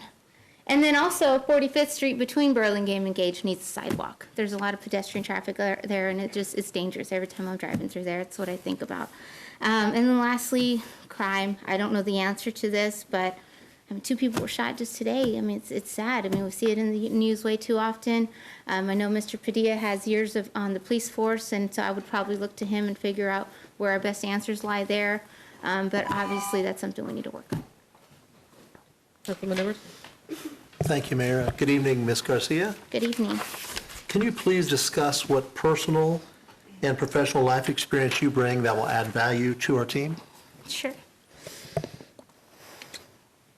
So I kind of touched on this a little bit. I work for Evergy. I'm an engineer out at the plant. One of the big things that I do is I think very well related to a lot of what you and the city manager do. A lot of people have these bright ideas about these things that we need to fix, things that we need to go after, spend money on. And a big part of my job is to take those ideas at my job, figure out exactly how much it's going to cost, what kind of return on investment we can get, and politely tell the people either, yay, we're going to do your project, or no, great idea, but it just doesn't make sense financially. That's a big part of my job every single day. And the other side of that is it's highly regulated. We've got a lot of red tape.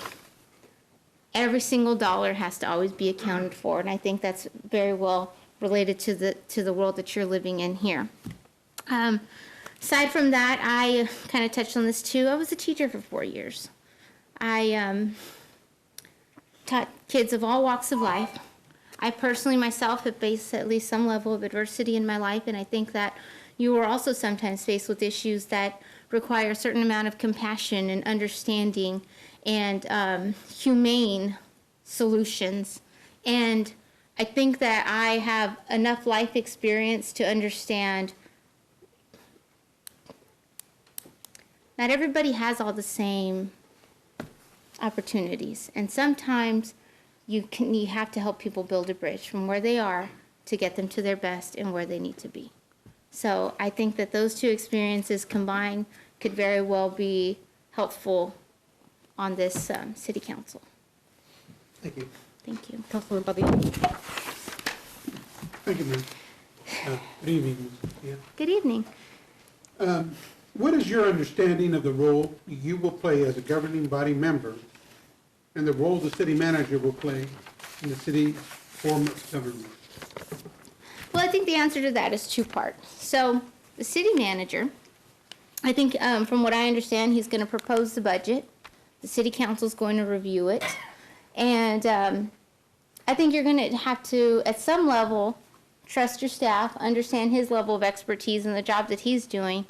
But verify, right? Educate yourself on every single decision you make. And I kind of touched on that already too. I think that if you don't bother to gather the facts, you're not making a facts-based decision. So I think it's the city manager's job to propose the budget, but it's also the city council's job to understand every aspect of the budget that they are trying to propose changes, increases, decreases, you name it.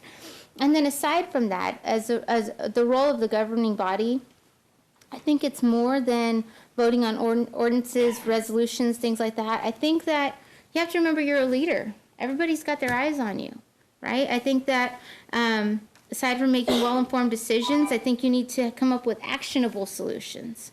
I think that you want to represent the will of the people, which I touched on as well. And yeah, always try and do what's best for the community. Build up our community so that it's a place where we can all prosper, enjoy ourselves, and raise our families. Councilman Jensen? Thank you. Appreciate you being here tonight. Thank you. What steps do you think the governing body needs to take in order for Topeka to be a more successful community in the future, and how are you prepared to help us achieve that? So this question to me is really tough because I don't have an exact answer of how, but I think the answer of success in our future is by investing in our future. And by our future, I mean our kids. I think that if you want people to grow up here and live here and choose this as their permanent home, then we have to figure out how to get them connected with all the opportunities here in Topeka. I think that Topeka is unique in the way that we have so many opportunities. There's so many companies here where you can easily make $60,000 or more a year. I don't need to name them, you know them. But the point is, we got to connect our kids to those opportunities. Westar shouldn't have had to hire me out of South Texas. We need to have those skilled workers being built up here. So do I have the exact answer how? I'll be quite honest, I don't. I don't have the exact answer how. But I think if we're talking about the future of this community, we got to be talking about our kids because they are the future. Councilman Cohen? A lot of things are changing in Topeka, many for the better. And what do you see as the most important constituent concern for changes that are needed in District 7?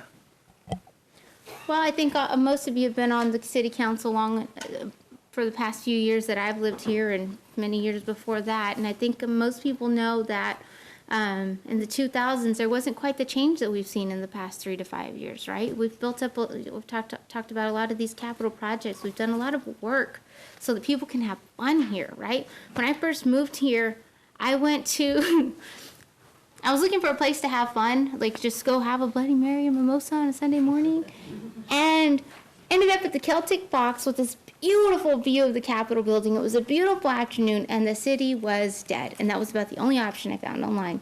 And I think we all know that's not true anymore, and I think all of you should be very proud of yourselves for that, because I'm so happy that when we have a babysitter, we have places we can go. So, but I think the important thing there is, now how do we keep all those businesses afloat? How do we keep people from driving an hour to go sit in traffic and spend their money there? How do we keep people here? Because I know there's the building over, White Lakes. I understand that used to be the place to shop, the place to go, the place to be. We don't want another White Lakes. So what do we need to do to make sure we don't have another White Lakes? From the people that I've talked to, I think that's really important to them. We just don't want another White Lakes.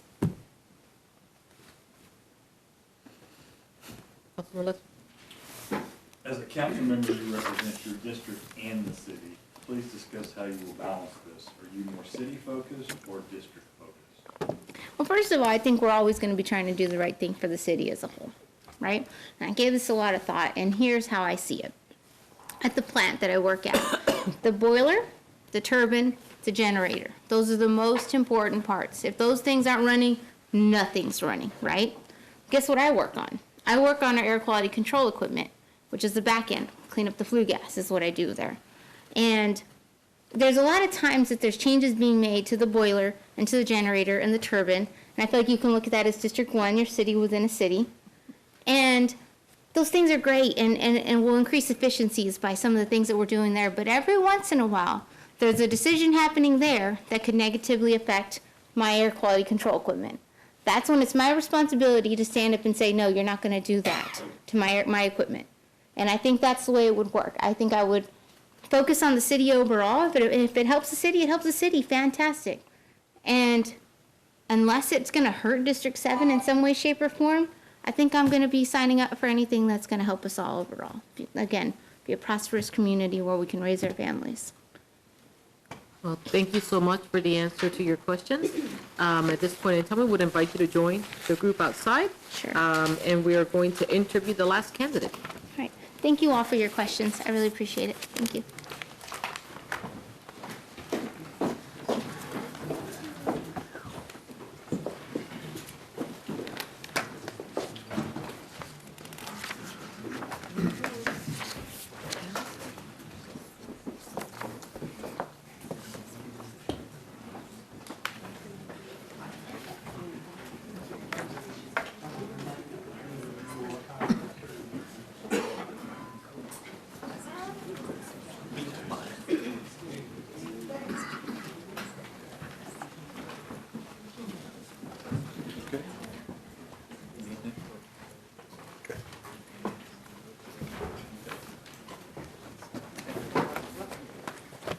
Mr. Book, welcome. Good evening. You will have 4 minutes to introduce yourself, and then after that, you will have 2 minutes. Each council member in order will ask you a question that you will get a chance to answer. You may proceed. Thank you. Thank you, Madam Mayor and council members. I was talking to my wife just now out there. I'm keynoting in front of 260 people this Friday at a conference, and I am so looking forward to that instead of this.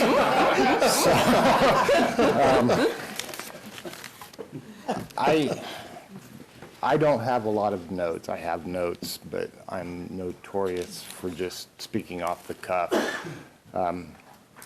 First and foremost, I've lived in Topeka my entire life. I was born here 6 months before Kennedy was assassinated and have been here since, with the exception of 15 months that I lived in Lincoln, Nebraska, but I came back. I am a father, I am a husband. 2 of my children go to Topeka Public Schools. 1 is attending and about to graduate from Washburn University, and the other is 34 years old and still finding himself. So I did, and I'll share with you here in a moment, something that he wrote, but I'm not a politician, and I think that's what makes me ideal for this, is I understand policy and policy making. I've sat on councils and commissions and advisory groups, and I facilitate those groups and train others how to do that. But I just have a passion for the people, and primarily it begins with my family and it goes out from there, and it's stretched into the community. I've heard several members of the council talk about resilience and ACE scores, and if everyone's familiar with ACE scores, mine's an 8. But when I talk about trauma and I talk about ACE scores, I always have to talk about resilience, because this is what resilience looks like.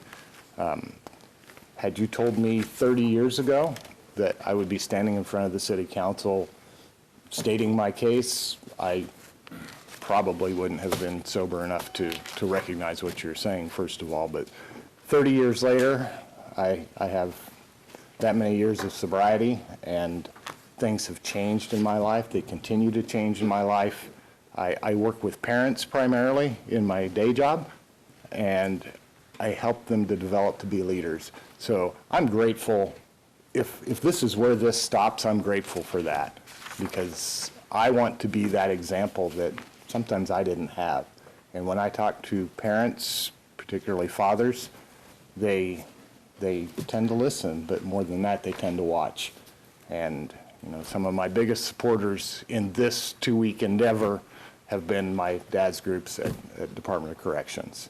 And while I appreciate that vote of confidence from them,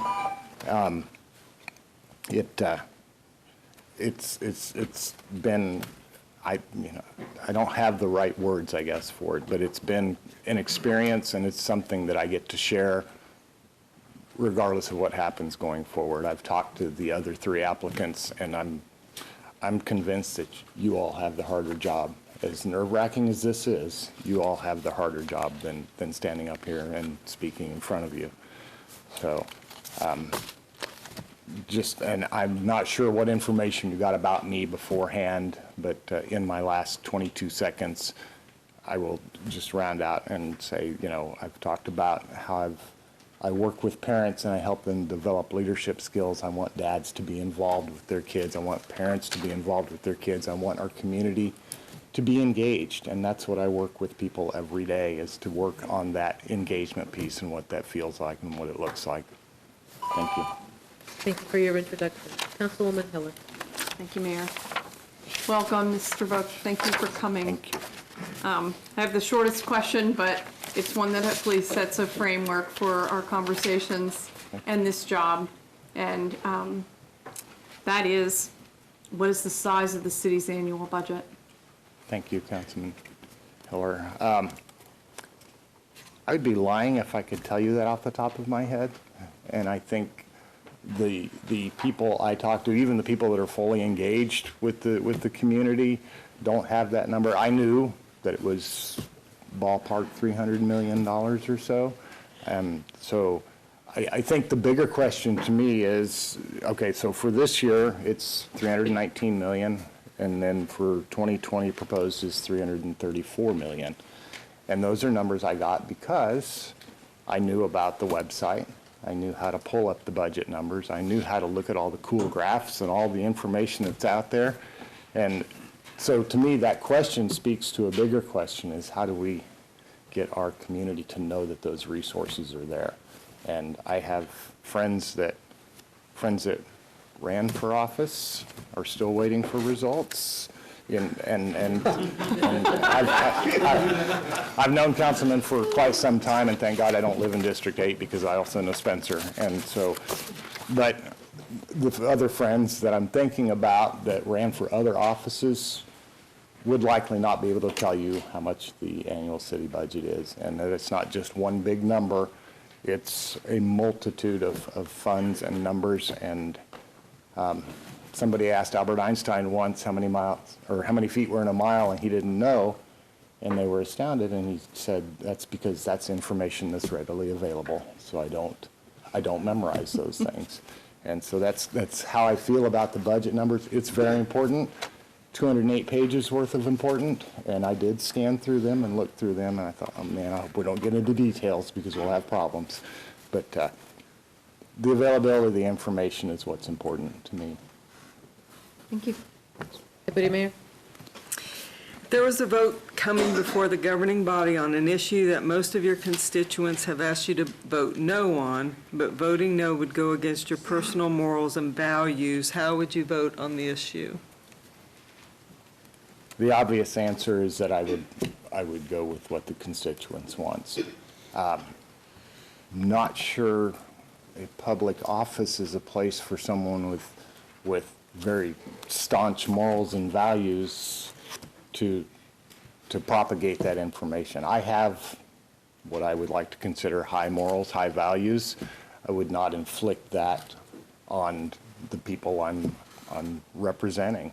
A lot of that goes to the engagement piece, and how do we get people involved? And even when I applied for this position, in the original article that the paper did, and when I talked to that reporter, I was disappointed. There should have been 100 people apply for this.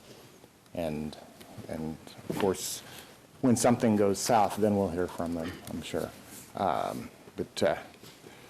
It's just, as someone that wants to be a leader and wants to exemplify what that looks like, the obvious answer is to have those conversations and build those relationships with people that, regardless of whether it goes against my personal grain, if it's the will of the people, so to speak, then that would be the vote. Thank you. Sure. Councilwoman Ortiz.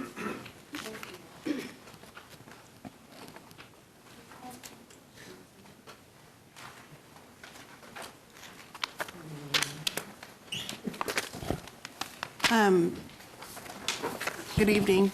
Good evening. What is your understanding of the challenges and strengths of District 7?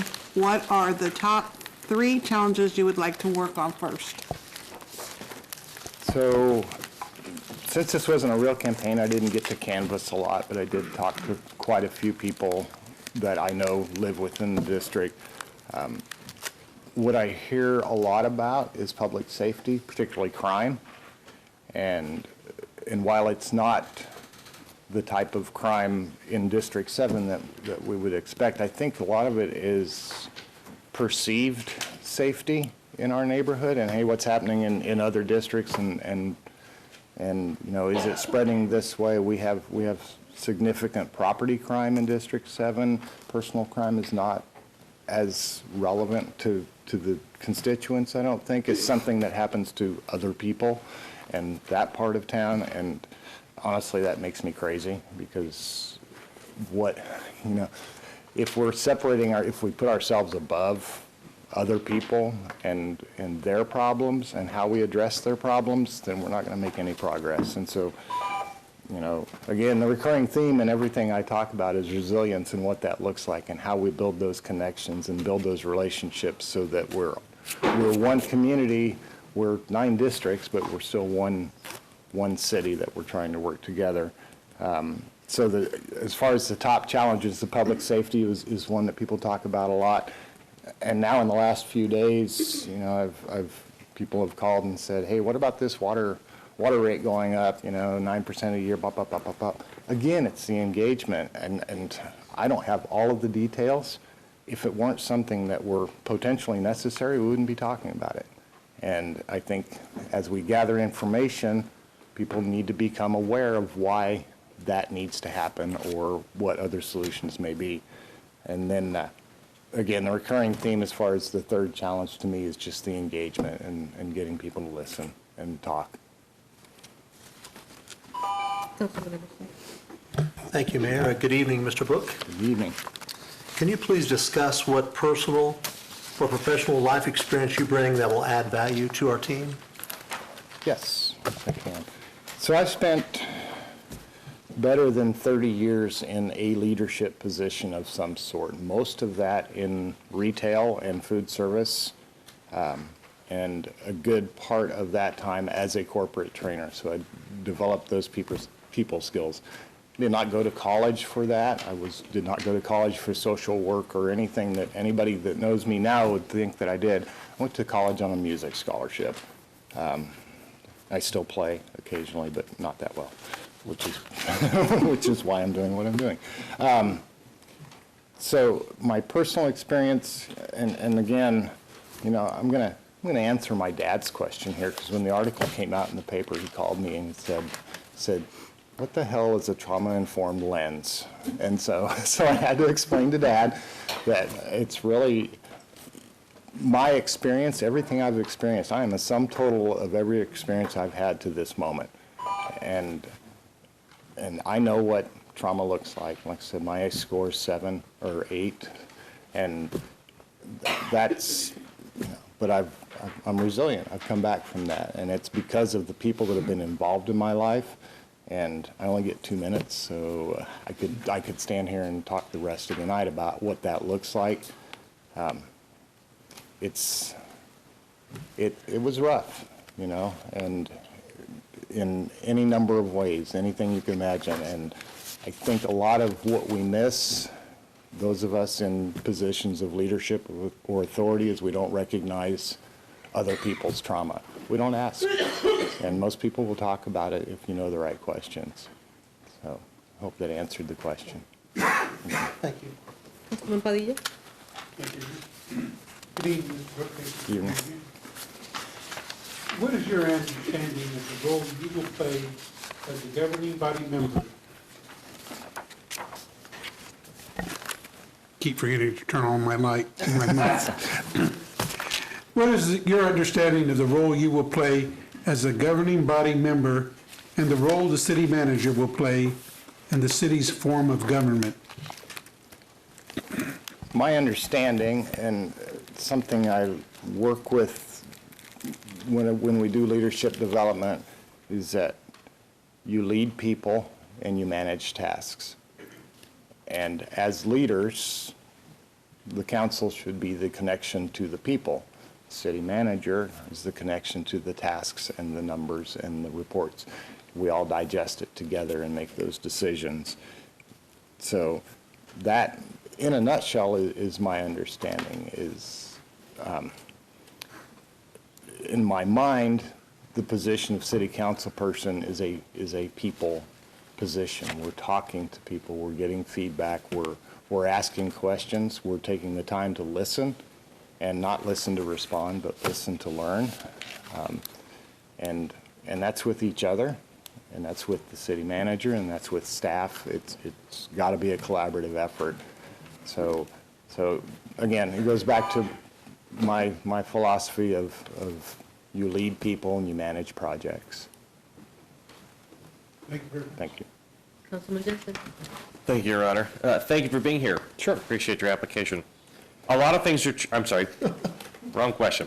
What steps do you think the governing body needs to take in order for Topeka to become a more successful community in the future, and how are you prepared to help us achieve that?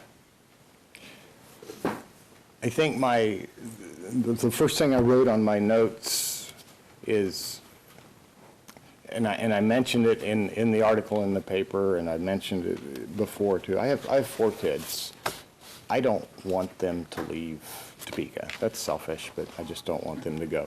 3 of the 4, from the 15-year-old daughter to the 2 adult male children, all are trying to figure out how they're going to get out of Topeka. And so, you know, I talked to them about this. This process is part of the thing that I want to do to get them to stay, so they can see, really, as nerve-wracking as it is, how easy this is to become part of the process instead of complain about it. So depending who I talk to, economic development is always going to be a priority. We need to have the jobs. We need to have those things, and that propels us, you know, into home ownership and property taxes, and we have the funding for the quality of place, quality of life that again, depending which child of mine you talk to, you know, the 15-year-old doesn't have anything to do. But there was nothing to do when I was 15 either.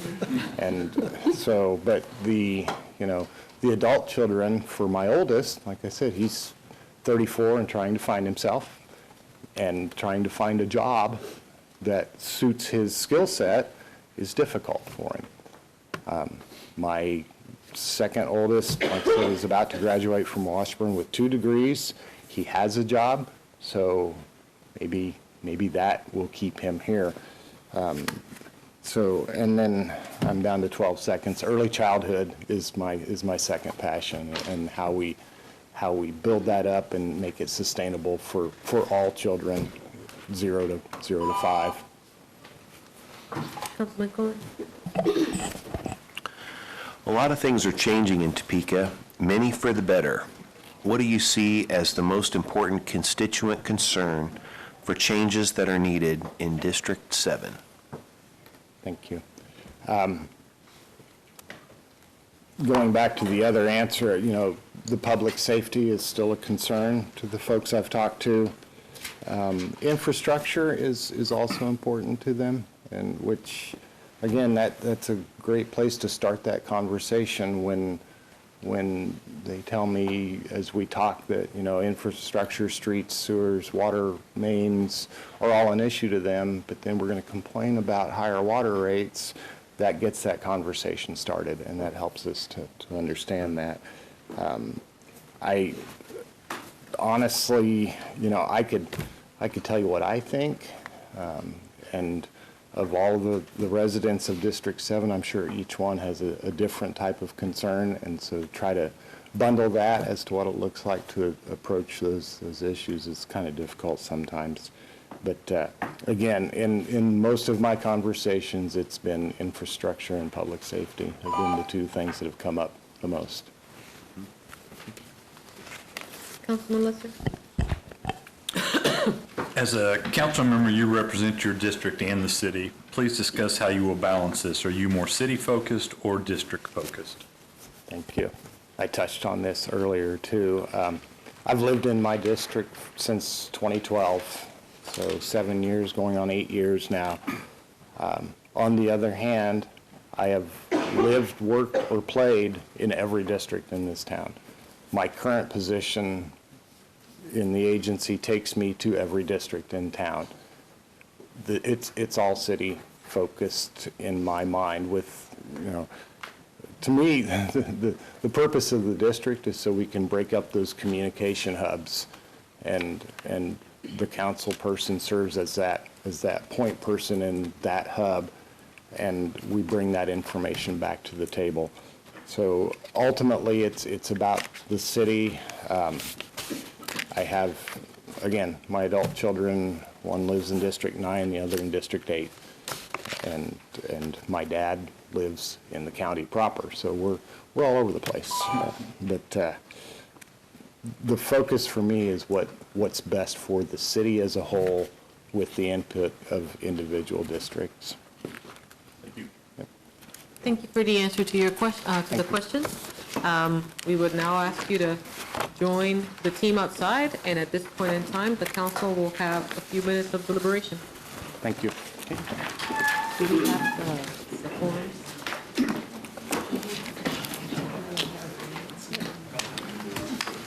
We're going to take a 5-minute bathroom break. As soon, do we need it now? Just a couple minutes. Okay, so we'll recess for 5 minutes and re-engage in the voting portion.